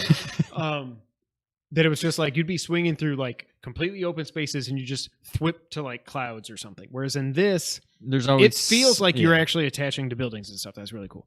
The towers, this means nothing to you because you played neither of the games, but it reminds me so much. Well, no, the towers remind me of the Arkham games. Remember when Batman would go and you have to do this. And twist it around. The puzzle sections, the research kind of things when you're with, is it a spoiler who I say it is in the lab? I just don't. When you're with the guy in the lab, though, where you got to get the current to go this way and this way and this way, it reminds me so much of Watch Dogs. And I'm like, oh, we'll talk about that a little bit later. Yes, this podcast still has other stuff to talk about. It reminds me of Watch Dogs. I'm like, oh, I missed that. I like that it's like, okay, you got +3 with this one or a +4 and then a -2. I'm like, oh, I like this kind of stuff. And you can skip those. I'm like, why would you skip it? There's some that get very... Can you? Yeah, you can push R1 and like, are you sure you want to skip? Yep. All right. Oh, I don't even know that. Yeah. But yeah, that's... I wouldn't skip it. Yeah, I enjoy them. I will say, I'm gonna rain on some parades here. I do think so. You've said in the past on podcasts here that Arkham is button mashy. I feel like this is 10 times more button mashy than Arkham. The one thing I am disappointed with, like I'm unlocking all these moves and stuff. All I really need to do is hold square to knock them up in the air. Square, square, square. Now I don't know that I've said Arkham is button mashy. What I've said, which you didn't like, was God of War was. Yeah. Arkham, there's at least now one thing I don't remember about Arkham, even though it probably was there. actually, I'm almost positive it was. They nail the whole Spidey sense thing, and how you can't just attack. You got to keep an eye on your little, and gotta dodge, jump over them or dodge the bullet. Like, which that was in Arkham. You can't if you just go in there and just literally button mash, you're gonna die. Yeah, Like, especially once you get to the guys that have guns and freaking RPGs and right. stuff. Yeah. I think to me, this is not Game of the Year. I don't think it's even in the same league as God of War. So I'm glad that we disagree on that. Yeah. Now, why? To sum it up, because this is Arkham City, but you're Spider-Man. Is it it's the Marvel exact, hater no, in you? No, not even a little bit. No, because I love. What if they came out with open world Batman? They did Arkham City. I know, but what if they did it again? And you can go and that's okay, but that's the problem. This is now the third time I've done this. Fourth. Arkham City, Arkham Origins, Arkham Knight sucked. Now I don't remember. I feel like I didn't do a whole lot of side bonus stuff in Arkham City. I feel like I basically just went mission to mission. There was the I feel like I don't. There was remember the Bane stuff with like the venom canisters. Yeah. But it's still like you'd be gliding around. But see, I don't remember Arkham City being as open world. I feel like it's a city, but I feel like I feel like you were more limited on like where you can go, and you're always kind of being funneled like. And maybe I'm wrong. Maybe it's because I didn't really explore it's much. Open. It's open as a PS3 game could have been, but it's open. It's like the Spidey sense. Batman has the same exact thing. Like he goes and you hit triangle to dodge out of the way and then do the attack. Like I just feel like I have to bring some cons to this, but I'm not being like, I feel like I'm being Colin with Metal Gear Solid 5. So let me talk about the good things first. One of the things I love that you didn't touch on, I freaking love Peter and MJ's relationship in this. Yep. Laura Bailey is doing, I believe it's Laura Bailey, right? She's doing MJ. She's freaking awesome. I love their relationship. I love that they're like, they they have a history. You see some of that history as you go through the backpacks and stuff. Oh, I never finished that. I've got like 40 of the backpacks, I think. I've got all the towers. What else? Landmarks. I probably got more than half. That's one of the things. This is the first open world game where I do not want to fast travel. I have to do it 5 times. I just got to the point where you can. Okay. And I think I did it one time. You have to do it 5 times for the trophy. I'm like, okay, well, I'll do it for that. Otherwise, no, I want to listen to Joe. And it doesn't save that much time. Like you can get from by the loading one side of the city stuff, to the other. Pointless. Yeah, I don't like J. Jonah Jameson in this because to me he's a little over the top. He should be Commissioner Gordon.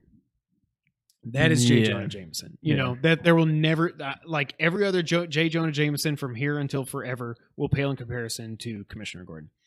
I know. But so I never want to fast travel. You have to do it 5 times to get the trophy. I'm going to get the platinum in this. That's assured. The part we talked about that we don't want to talk about, we'll just talk about it off air. But this game made me care about the character. I never want to fast travel. Oh, one of the things I really like that God of War did not do, I will. And so, somebody wrote an article about this today. I was like, I was going to talk about this on the podcast. Is you unlock suits, you unlock abilities. But your abilities are not tied to that suit. The suit is purely cosmetic. I'm like, when I saw it was Kotaku or somebody wrote the article, I'm like, why? I'm not stealing this from you. Like I thought about this. Like God of War, there are certain like armors and stuff that look better than other armors, but they have certain perks that I need. Like, you know what I mean? Like it might be that the best perks come with a big breastplate and all this. I'm like, no, that's not Kratos. I want to see his tattoos and his big old scar and stuff like that. Like, I like how they do that. Like, unlock the suit, you get the power, do whatever suit you want. I've just done the classic suit because I'm me. I'm the way I am. So that annoys me. Okay. I don't like the Peter and MJ sections at all.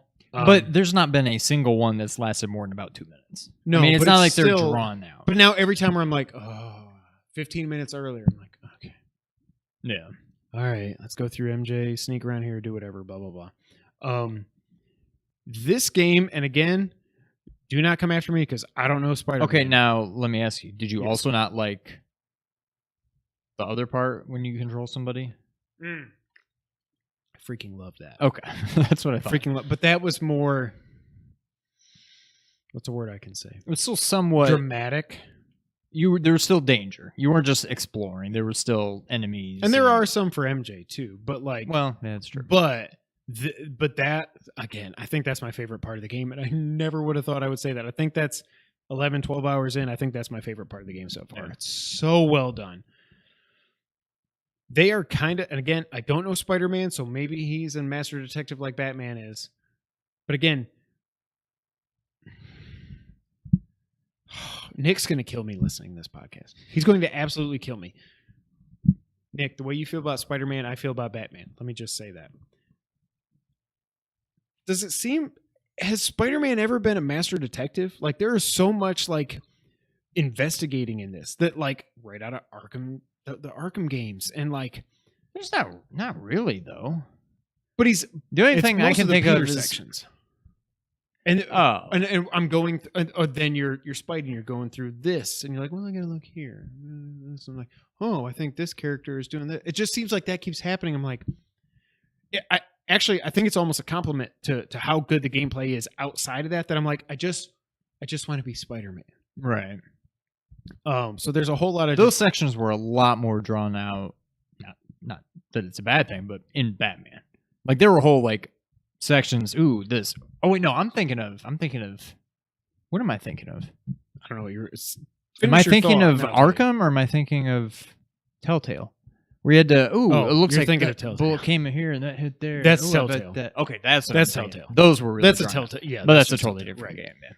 But I mean, Batman, the Arkham games did have some of the detectiving, detectiving sections. But I mean, Batman is the world's greatest detective.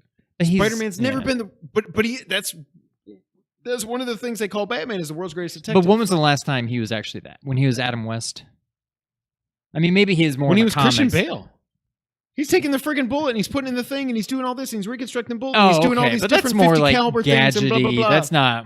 Let's calculate the trajectory of this bullet. Oh, he must have come from it. Let's when go up has it there ever- and explore. I mean, it is what it is. It just like I said, I feel like this is more button mashy. I don't care about the powers I'm unlocking. I just hit somebody up. I mean, you do the. There's certain things you need, like with the shield guys, Roman Reigns. Sierra Hotel. Like you have to go under them and then you just punch them in the air, punch, they're dead. And then you get this guy and you punch him in the air, punch. Punch him in the air, punch.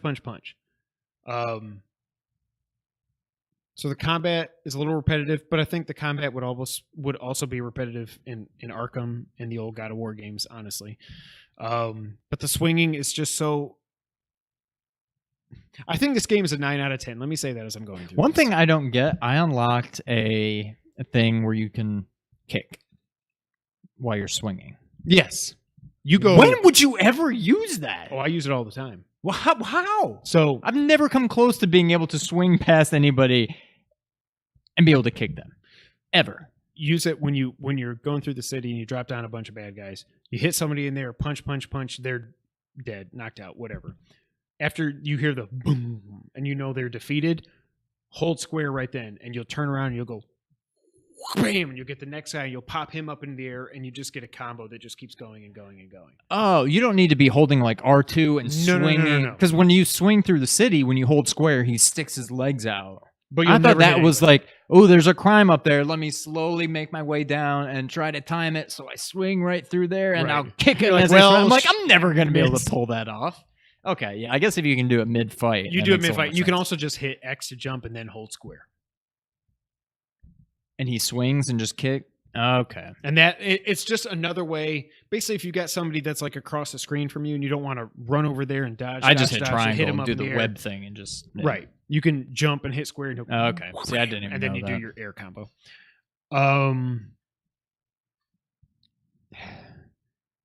It's just, it feels like Arkham City 2. Arkham Knight sucked. Arkham Knight, oh my God. Oh, James Solar doesn't agree. I will never understand why you take Batman and some of these villains and just put them in tanks. And it's just tanks everywhere. And you're platforming in the Batmobile. Anyways. Yeah. See, to me, I can see it is very much everything this game it's very much Arkham City did first is what it comes down to. And that's, I need to get over that, because even when I'm saying that I love this game, this is a solid number 2 this year for me. It's that's not nice. It's much better than that. Well, it's a soft. It comes out. I don't think it's in the same league as God of War. God of War is one of my top, I'll save it for the podcast, games of all time. God of War is my game of the year. Nothing's going to top that. It's not even, I don't think this game's even close. Even at a 9 out of 10, God of War is such a 10 out of 10 plus for me that it's not even close. However, I love this game. I love it. I've never, like when I first booted up the game and I started swinging, I was like, I'm not doing this right. And everything I'd read was, it's tough at first. You'll get the hang of it. I got the hang of it. That's how when you're in the beginning, when you're doing the, what's his name? Kingpin stuff. And you're like I guess you're in like his building. Yeah. And it's like, Kingpin kicked my ass, by the way. Go up there. And I'm like, okay. Well, how do I do that? Like, right. Jump? Well, I don't know. Yeah. And then I eventually figured out, and like I said, now I can go anywhere I want. Did Kingpin mess you up? Because he messed me the hell up. I think I died once. I died a couple times. Yeah. You're better at video. I died many times with the second the bank fight. Oh, okay. I died many times because there. Each phase was completely different. Yeah. And once you learn I patterns, eventually learned get it to just hold R2 and I swing around the outside of the room rather than just like until he trying attacks. To time my circle with my spidey sense. I just swing and he'd pretty much miss, and then he'd like rest, and then you throw the thing go up there and get whatever. Yeah. So once I figured that out, it was a lot easier. But yeah, I mean, to me, it's probably a 9 out of 10 to me. It's definitely it's way up there. It's just not game of the year to me. See, to me, it's I love God of War. Very fun. The story's great. Maybe one of the best looking games I've ever seen. But I just never had the fun in God of War that I have with this game. Is just fun to me. It's like I'm always looking forward to getting back into it and just not just playing a game, but just playing, just messing around and exploring. And God of War, it was always like very, I mean, again, it's a totally different game, but it was very linear. I feel like you're always on a path. Now there's a lot of paths and they branch out, but I just like God of War is always like go from here to here. And then you walk and some flying enemies come out and you kill them. And then you go over here and there's more and you kill them. And you go over here. The storyline and the graphics, everything's beautiful in it. But to me, this game is just more fun. And I can't really put my finger on it. I don't know, but it's the most fun I've had playing a game in. I get that. I don't know how long. I get that, but I do think I prefer. And again, 3 years now removed. I wish Metal Gear Solid 5 wasn't open world. Yeah, yeah. I mean, not all games have. That's more narrative driven than this, obviously, and this is a good story for sure. But God of War, I'm glad that it wasn't full open world. I'm glad it funneled you where you needed to go. I just. Especially with the father-son dynamic and everything, it was another level to me. But I mean, this is one thing I wrote down. I forgot to talk about. Speaking of Watch Dogs earlier, also, this game feels like it should have a morality system. And what I mean by that is that's one thing. I mean, it doesn't work with Spider-Man, but when I'm down on the ground, it would be fun to be able to just screw it and just punch a random guy. But I'm but all you do is But yeah, I wish it was a little more sandboxy. Like it's very open world. I wish I could interact with stuff more. Not even that, but as I'm flying through, I'm like, oh, we got an APB out here. I'm like, and I'm on my way to this Jameson is like, see, a caller just came in and said Spider-Man sucks. I'm like, I should have something should show up and be like, boom, like in Watch Dogs, if you do that, or if you kill civilians or whatever, your morality will drop. And if people then know, if your morality gets too low, they'll just see you walking down the street and be like, hey, Aiden Pierce is here. Or I can't remember the guy's name in Watch Dogs 2, even though Watch Dogs 2 is so much better. so and so is here. Call the cops. This is the guy you're looking for. Like Spider-Man, at the end of the day, he is a vigilante, like Batman is. Like he's doing this outside the law. He's not a police officer. Oh my God, some of these freaking articles. Have you seen this crap with Deadspin and stuff? I'm like, Yeah. Stop. Just and Heather Alexander, whatever. At Kotaku. Just a complete joke. But like I feel like this would be better with a morality system, because if I knew that if I just I want to get to the next story mission, but if I'm like there's an APB over here for a robbery or whatever, I'm like, oh crap. Okay. I know there's unlimited. Right. It would make me feel more like Spider-Man, like, no, this is my city. I have to go save those people. If I knew it was going to affect me negatively in the game, I think a morality system in this game would have been great. I hope they do that in the sequel, because I mean, there's going to be a sequel, obviously. Yeah. All that being said, I said a lot of cons. I do think it's Arkham City 2, whatever.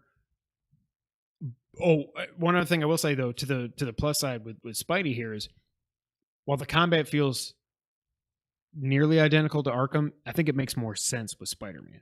Spider-Man is way more nimble and agile than Batman. Like some of the stuff Batman was doing in the Arkham games is like Batman doesn't fight. Batman doesn't do that. No, he just beats the hell out of you. He's a ninja and he'll kick your ass, but like he's not going to go flip and then go from like, I push square at the right time, so I jump from here all the way 20 feet away and I hit you with an uppercut and then I jump over here.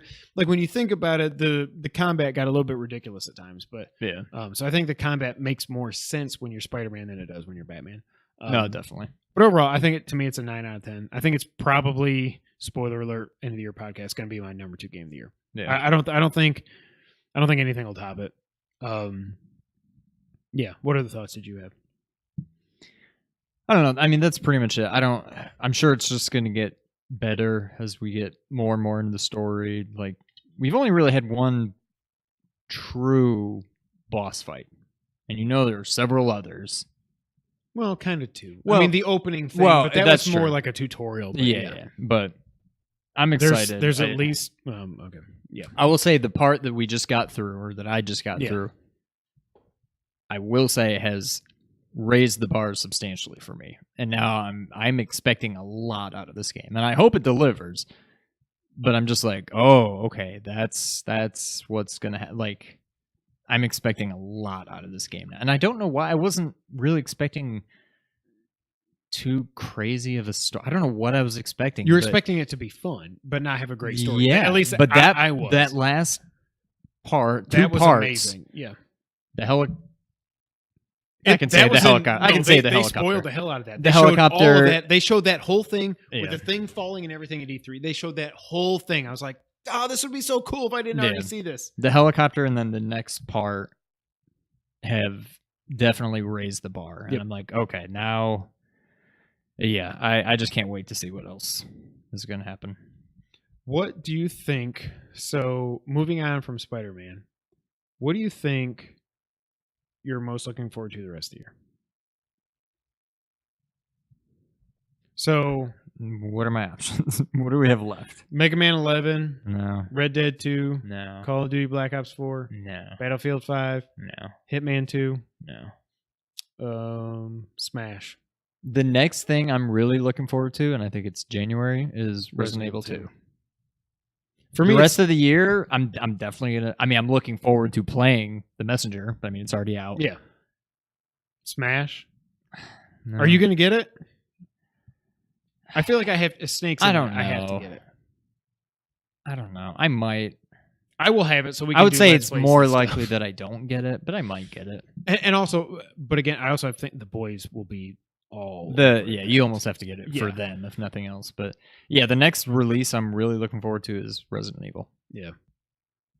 I think my most anticipated, for sure, not even a question, is Hitman 2. Yeah. I'm not playing Blackout. I'm not playing Blops 4. I'm not playing Battlefield. I'm not playing Red Dead. I've moved on from that. I've canceled Mega Man 11. Hollow Knight, I am kind of excited to play that, but I feel like that might beat me down. It will beat you down, yeah. But Hitman 2, like I completely missed out on Hitman season, whatever the hell they want to call it. I don't like that they did the stupid episodic release. That I don't think that was a good idea for that game. obviously they don't think so either, because Hitman 2 is just Hitman 2. There's no like every 3 months you get a new level. You just, here's the game. That's what they should have done. Yeah. Of course now you can go back and play Hitman 1 the whole thing, but you missed the boat there. Hitman Blood Money is probably one of my top 25 games of all time, maybe even top 20. If you ever feel like plugging your PlayStation 2 in, I will give you that game. It's so much fun. Talking about sandboxy, I mean, not open world sandbox, but each level is an open level, and how you can kill the target and everything. There's like 5-6 different ways to do it. Like you can light a barbecue. Whatever. I'm so excited for Hitman 2. I'm actually kind of excited for Smash, even though it's not a real fighting game. I got to just keep that. Now at this point, I have to just keep that going no matter what. Mega Man 11, I can take it off the list. So it's Hitman 2 and Hollow Knight, and then maybe playing God of War again. I don't know. Hollow Knight surprised me that it's that long, because I was just looking up, when you were saying that, I was looking up like howlongtobeat.com. It was like 21 hours for main story. Now, granted, I did spend a lot of time lost. Well, main and story in doing and so, extras, like 31. I would like, yeah, I would find, oh my god, I haven't even been over here, and it would just continue and go and go and go. I'm like, there's this whole area that I haven't even been to, right? And then it would just end, and I'd get maybe like the equivalent of like a heart piece or a new power, something like that. I'm like, oh, that wasn't where I was supposed to go, and then so I spent a lot of time lost, but it never really felt like I was lost. I was just exploring. Not all those who wander are lost. You were lost, but now you're found. So yeah, that's it for me. You want to get the news of the week, Sean? The news Sure. of the last month or so? Hour and 30 something minutes into this podcast. This one is super important to us. Holy crap, Streets of Rage 4 is happening. I don't know how this is. That came out of the blue. So Streets of Rage 4 was announced. We got some more details. First off, the announcement was hilarious because it came literally the day after we recorded Streets of Rage 2 versus Streets of Rage 3. Yep. Never in a million years would I have thought, if I thought Streets of Rage was going to come back, I thought it would have been a remaster, or they would just do Streets of Rage. I never thought Streets of Rage 4 would be. They should come out with a new one and just call it iPhone. Streets of Rage. The PlayStation. The Xbox. I'm telling you, I was wrong again with the iPhone today. So we did get a couple more details after the original thing, because some people were able to play it at PAX, and GameSpot had some extra details. So super moves are back, obviously. They do deplete your health like in Streets of Rage 2. However, Stephen A. Smith, you can regenerate your health that you lose immediately through follow-up attacks to the enemy. They said it's similar to Bloodborne. Bloodborne, I don't remember. Oh god, Bloodborne's like if you got top 10. I think it was the opposite. What? I said Bloodborne's going to be on my top 10. But it didn't even though come it's this an year, all, I know, yeah. but that's not how we do our top 10. Well, no, it is. No. We'll talk about it. But Bloodborne, I think it was more like, Ernie, help me out. We're not recording live. I think it was something like you'd get hit. Something like you'd get hit. Oh, if you get hit, you have it a goes chance like to green, recover and then you that. can bop, bop, bop, bop. To if get you it back. attack enough right after that, you can get that health back. Yeah. Yeah. Yuzo Koshiro, shout out to him, may be returning. We don't know to do the soundtrack. They said GameStop said he's currently in talks with Sega and .emu. I don't know how you say the name that's doing this. About nailing the exact same style of music. It is coming in 2019. They did not confirm platforms. Obviously, it's going to be PC, PS4, Xbox One, and I would assume Switch also. Probably. Because Nintendo and Sega have had such a great relationship after Nintendo just wiped the floor of them in the console wars. What do you think about the art style? It's different. It's different, but it makes sense. I'm glad they did that as opposed to time is a flat circle. The 3D, like they didn't try to make it all 3D. It's just, it's still flat. It's just really pretty flat. Yep. Like I'm fine with it. I like it. In a way, it kind of reminds me of a shout out to Wolverblade. Better looking than that, but that same kind of style. I like it. The one thing I don't like, my dude Axel has got a big old beer belly now. Yeah. Like that boy is thick. But what the other thing I wonder, and I didn't see anything about this, so I think we can talk about it. I want to know, you can't just have a brawler now.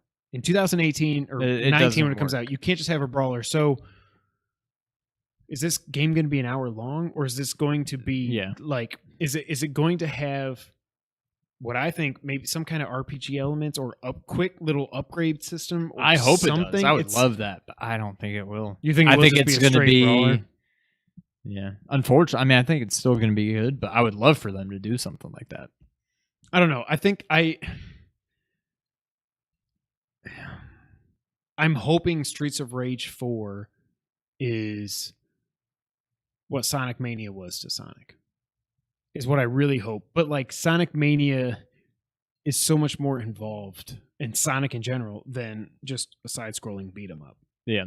So I don't know. I hope they have some kind of RPG element, some kind of upgrade system and trees, or I don't know. You know what I mean? Yeah. Upgrade trees.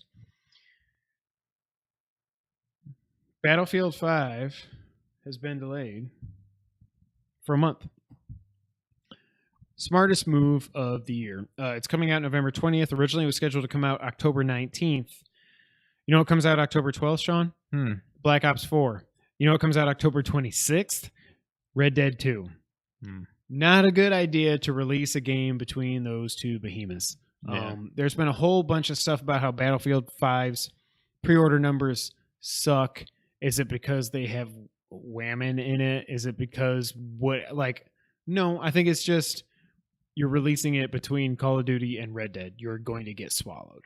Right. And they've finally we're going to delay it a month to work on some gameplay tweaks and make sure we get you the best. No, you were scared to death, and for good reasons. You delayed it till November 20th. So I think it was the right thing to do.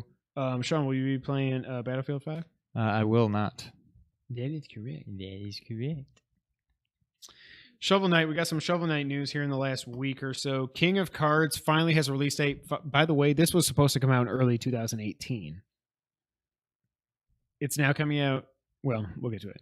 So they announced King of Cards. They showed more King of Cards, and they also showed the new mode, Shovel Knight Showdown, which is basically like Smash with Shovel Knight characters. It looks insane. I don't know if that's a good thing or a bad thing, but basically what it was is they promised in their Kickstarter that they would deliver some kind of multiplayer mode, even though they already did the co-op mode. We did a Let's Play that. Go back and check it out. Got over 1,000 views on that. Getting over 2,000 views, yeah. Nice.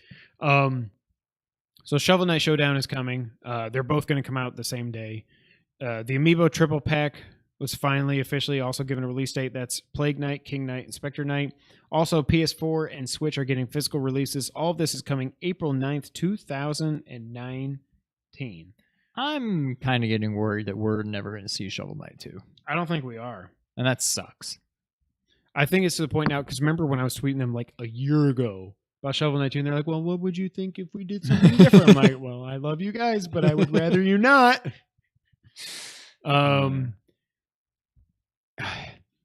It is a shame that they have to be at this point kicking themselves. Shovel Knight came out April 2014. They're going to finish it 5 years later. Wow. Now, granted, this game has sold millions upon millions of copies, plus the Kickstarter money, so they're doing okay. If we do get a Shovel Knight 2, they will never have to rely on Kickstarter again, at least. So that's good. Yeah.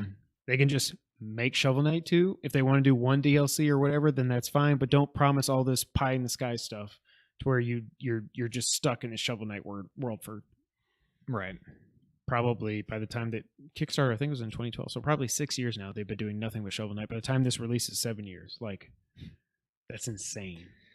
Yeah. Insane. Next up, we're almost done. Assassin's Creed is skipping 2019. Good. However, that just means you're delaying my E3 prediction from this year by a year. So they're going to focus on Assassin's Creed Odyssey for the next year with DLCs and stuff like that. People are really excited for this. Looks good, whatever. Again, what game are you most excited for? I didn't even remember Assassin's Creed was coming out. Don't care. Are we getting Watch Dogs 3 next year? Yes. I think it gets, I don't know. If we don't hear about it until, If the calendar turns to 2019 and we haven't heard about it, then I don't think so. Well, counterpoint. Watch Dogs 2 got announced the week of E3 and then came out. They did the Fallout thing with Watch Dogs 2. But there was no like leaks or anything before that was in There were leaks because it's Ubisoft, but like right before E3, like we think Watch Dogs 2 is coming. Really? Well, Yeah. Who knows? I mean, it would make sense, but I really want you. I just need to give you Watch Dogs 2. Like Spider-Man, Messenger, and then you've got a gap. Yeah. You should just take 15 hours, play through Watch Dogs 2. It's an easy platinum if you care. I know you don't, but you'll get into it and you'll be like, oh, this whole GTA with hacking thing makes sense. Don't play Watch Dogs 1. There's no point. Watch Dogs 2, so good. It sold like half as well as Watch Dogs 1 did because people were burned by Watch Dogs 1. So that sucks, but it's such a better game. It's so much fun.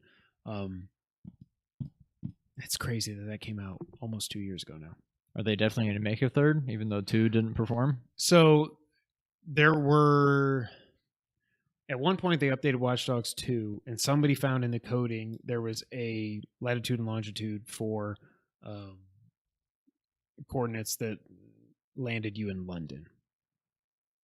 And there was some audio file or something that got updated. I can't remember now. It was so long ago, probably a year and a half ago that we podcast about this, but there were hints that it's coming and it's going to be in London. Which I think would be awesome. It'd be freaking awesome if it's in London. Yeah. So we'll see. Final piece of news here this week. PS Plus. I'm not going to go through all the games, but it's just hilarious to me that the PS4 games are 2 amazing games that I already own.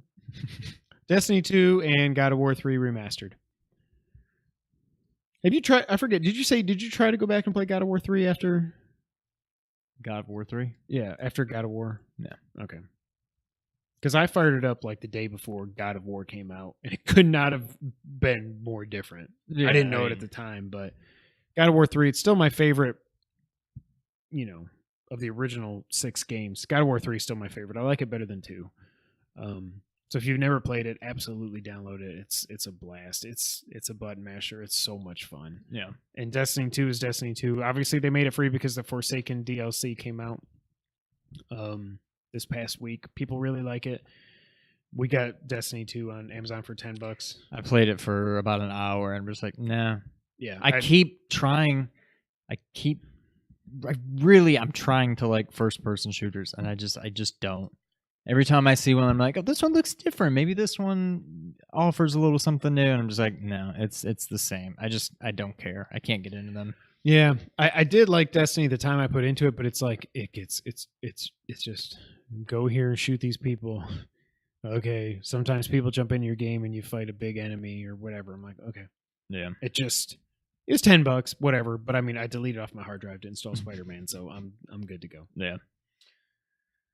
That's it for the news of the month and a half. I don't know.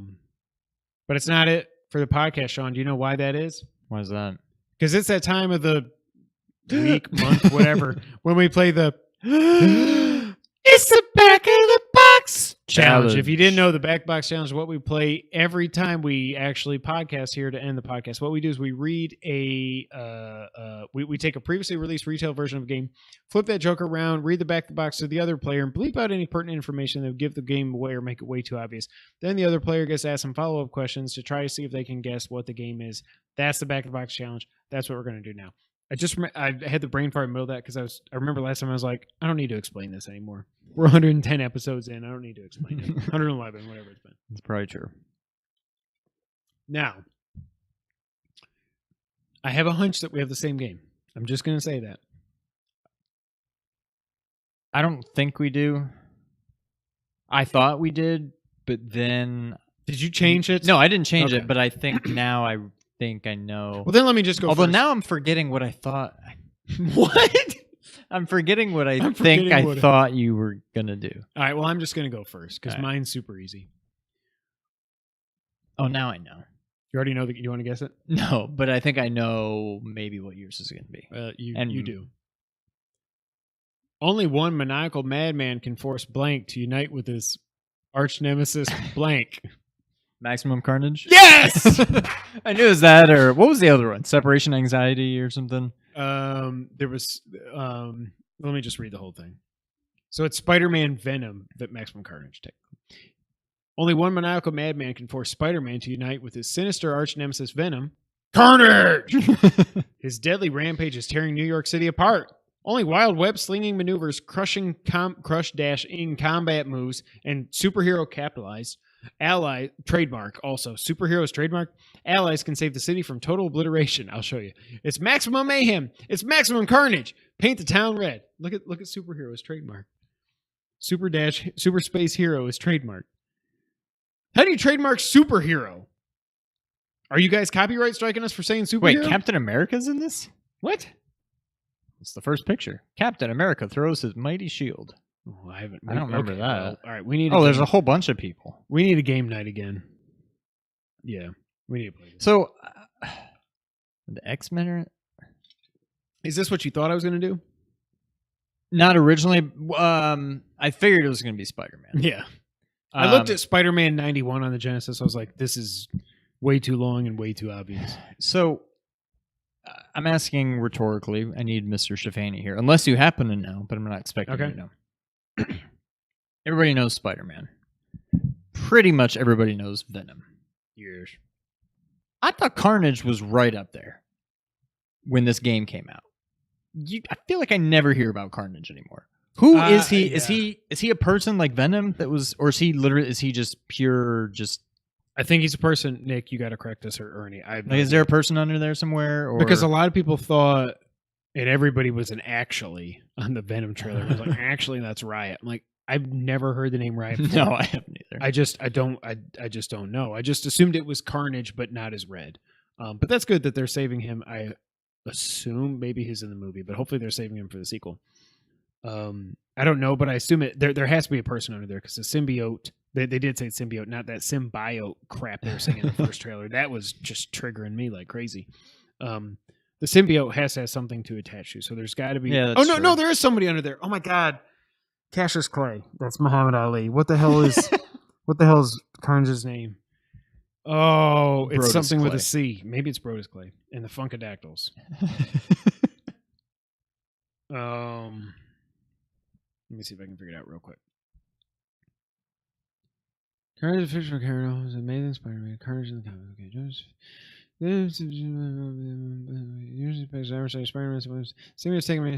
Cletus Cassidy. I was close. I knew it wasn't Cassius Clay, but I knew it was with a. I would have never remembered that. So you did not do Maximum Carnage. I did not. Do Damn Maximum Carnage. All right.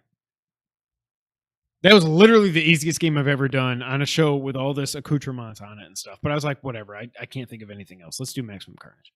All right. The stage is set for conspiracy Theory. Oh, wait. That's a comma. The stage is set for conspiracy, mystery, and evil in America. Oh, my God. Come with blank. Dear God. Come with blank as he takes you on his fateful journey. Did you say New York City or the city? I already forgot. What would the first sentence say? The stage is set for conspiracy, mystery, and evil in America. Oh, America. Okay, never mind. All right. You piece together the puzzle while watching the movie-like graphics. Is this a Sega CD game? No. Use the secret blank. 32-bit? No. Use the secret blank and items collected during the action scenes to fight your way to the goal. The actions. Wait, use the blank, so you had to bleep out an item. Use the secret blank. Okay. And items collected during the action scenes to fight your way to the goal. The action scene. Is this an FMV game? No.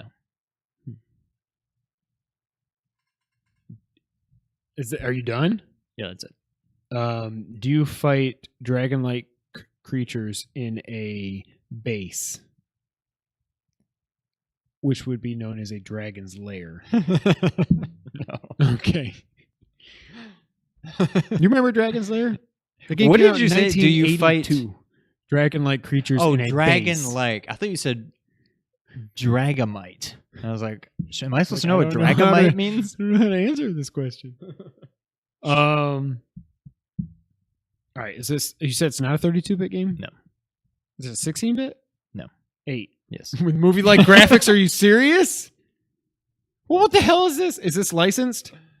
No. Okay. It's in America. Is this a Konami game? No. Capcom? No. Sunsoft? No. Hudson? No. Is it presented by Data East? No. All right. So you went way harder than I did with my game this week. Do we own this game? I don't think so. Is it part of a series? Yes.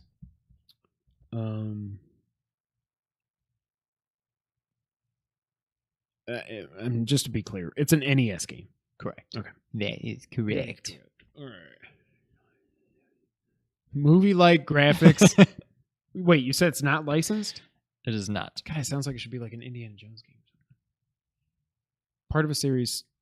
Did the series go past the NES? Yes. Past the SNES? Yes. Past the Nintendo 64? Yes. Past the GameCube? I gotta see. Is this a first-party game? It has to be if it No. lived that. What the hell? It's not Capcom, Konami, Sunsoft, presented by Data East. Is this the first in the series? Yes. Movie-like graphics, America, action scenes. All right. What kind of game is this? Is this a platformer? I will tell you, it went all the way so far to the PlayStation 3 era. So the Wii U, or did it switch out of Nintendo? Did it switch off of Nintendo consoles? It did switch. I'm just kidding. It has nothing to do with Switch. Damn you. I was going to say that's not PlayStation 3. So what is the answer? What was the question? It did switch, yes. Okay. What the hell companies have been around that long?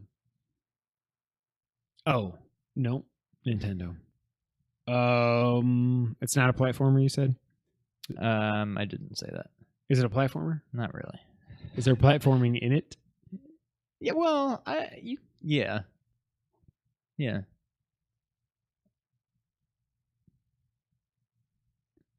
Okay. Do you fight people in this game Yes. with fists, No. guns? No. Melee weapons? Yes.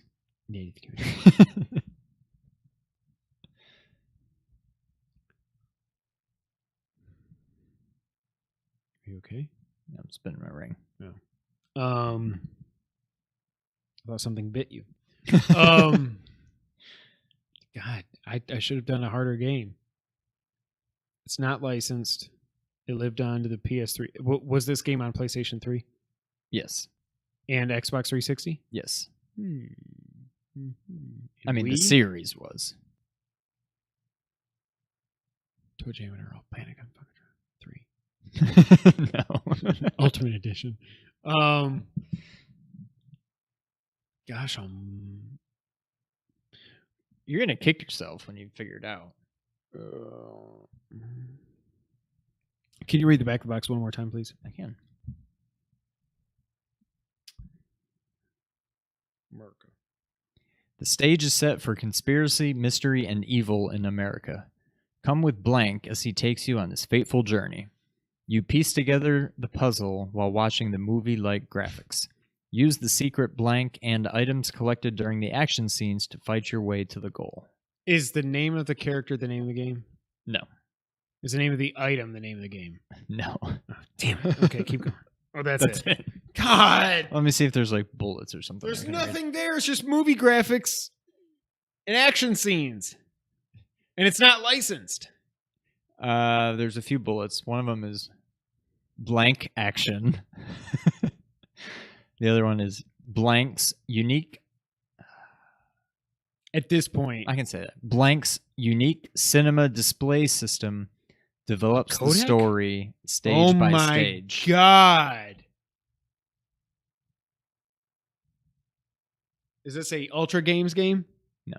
Oh, I was gonna say if you freaking said no to Konami and it's an Ultra game, I'm gonna be. What did you pissed. think it was? I started thinking it was Metal Gear. Oh no. I have no friggin' clue. If you're ready to give up, I'll give you a hint that'll help. You do use melee weapons. There's some platforming involved. Started on the NES, made it all the way to the PS3 era. Now, I will say No, that was Capcom. It's not Bionic Commando. the glory days are very much the NES. What the frick? If I could know who made this game, I could figure it out. Oh, you would know it immediately. Is it Virgin? No. LGN? No. Hudson? No. Sunsoft? No. I don't know how they were different companies. Oh, God. It's not Sega, obviously. Oh. Is this company still around today that made it? I mean, they were around as of like 2014 or something. I assume they're still around.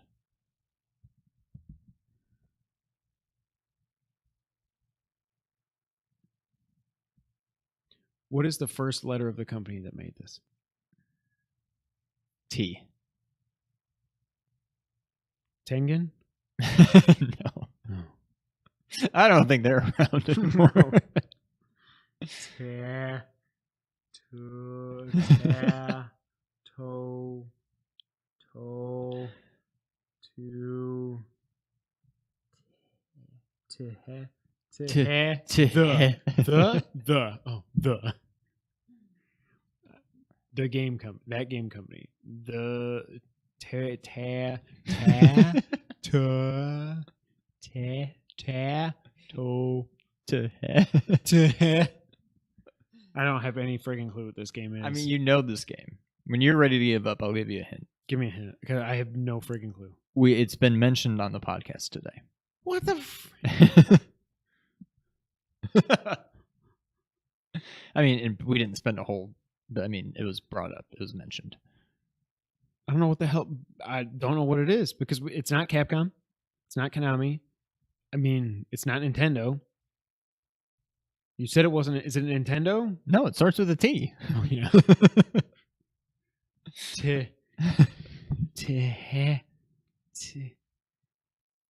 Something's out of control. Starts with a Tengen. I feel like people out there have already figured it out. It's not licensed. Oh my god. Look over the rundown. It's not going to be on there, but maybe something will. I'm not giving up on this. We'll sit here all night if we have to. Was it announced? Discussed early in the podcast? It was. I wouldn't even say that we really discussed it, but it was mentioned. Early? Yeah, I mean, probably the first half. So, I mean, we discussed Chasm. Mm-hmm. We discussed Madden. Mm-hmm. We discussed Celeste. Oh my god! It was as obvious as Spider-Man! That's why I thought you... God! Is that the first in the series, did you say? Yep. Okay. Yeah, I know. I'm an idiot. Tecmo. Ninja Gaiden. No. What? No, I'm just kidding. That's it. I'm like, what the hell? Yeah, I did a Ninja Gaiden. Spider-Man game and you did a Ninja Gaiden game. That's what we talked. God almighty, Kevin. Come with Ninja Ryu as he takes you on his fateful journey. Now, the funny thing is Use the secret sword. He actually is Ryu. Not Yeah. Ryu. But Street Fighter 2 is Ryu. Why? They're spelled the same. He's Ryu Hayabusa. Hayabusa. Yes. Something. Not Ryu Hayabusa. Like, what the hell is that? I just love... I mean, how cliche is this? Where it's in like every single game. I'm going to stand at the top of this mountain and look over at the castle in the far background. With the parallax scrolling. Oh, and the God. movie-like graphics. It makes sense. Yeah. And we talked about the cutscenes earlier, too. God, Kevin. Oh, well. This has been episode 111, and it's gone for 2 hours, just like we kind of thought it might. Yep. Thank you guys so much for being here. Obviously, we're a part of Nerd 901, so go to nerd901.com for everything they do over there. Our Our brother from another mother, Ernie Carruthers, aka the Blurred Without Fear, is like this close to 10,000 subs. I thought it might take him till the end of the year. Nope, it's going to take him probably by the time this podcast posts. He's probably blown past 10,000. He's definitely blown past 2,000. That's all, folks. So check out Ernie, YouTube.com/Blurred Without Fear. He's doing great stuff over there. He's expanding his repertoire. He's doing great work over there, and he made a video about Superman today. I'm just so sad. Obviously, you can find us on Twitter. I'm at KevinWhite24. He's at Real Sean White. Together, we're at 2player_co-op. Obviously, you should be watching us on YouTube.com/2player-co-op. Again, like I said at the beginning, make sure you subscribe, like the video, share it with your friends and family, and all that other stuff. We do have a Facebook page. I've kind of been updating it at Facebook.com/2player-co-op. 2player-co-op gaming. So go there if you like the Facebooks and stuff, and subscribe over there. It means a lot. This has been a fun podcast. I knew it was going to be. Yeah, I liked it. Do you have a shtick, or do I need a stall? Do I have a shtick? Oh. So it's that time where it's the end of the podcast. If you're still watching, God bless you. We almost rivaled our SummerSlam prediction length, but we didn't quite get there. And the Yankees suck. Can't even beat the friggin' Twins. So that's it for episode 111. Come on back next week for the next episode of Versus. But until that time, Sean, go ahead and take us out. Try something new here. Even more impossible. This is never. This will never happen. Thank you for playing. No, I'm just kidding. No. Thank you for playing. Oh! That was close. I didn't watch it, but I know it hit it. So it no, that was closer than you ever got for the with the pen flip until you finally caught it. So that was good. Oh, that was great. All right. Thank you for playing. Bye, guys. If I would have nailed that on the first try, like it hit, it was like, ba-ding.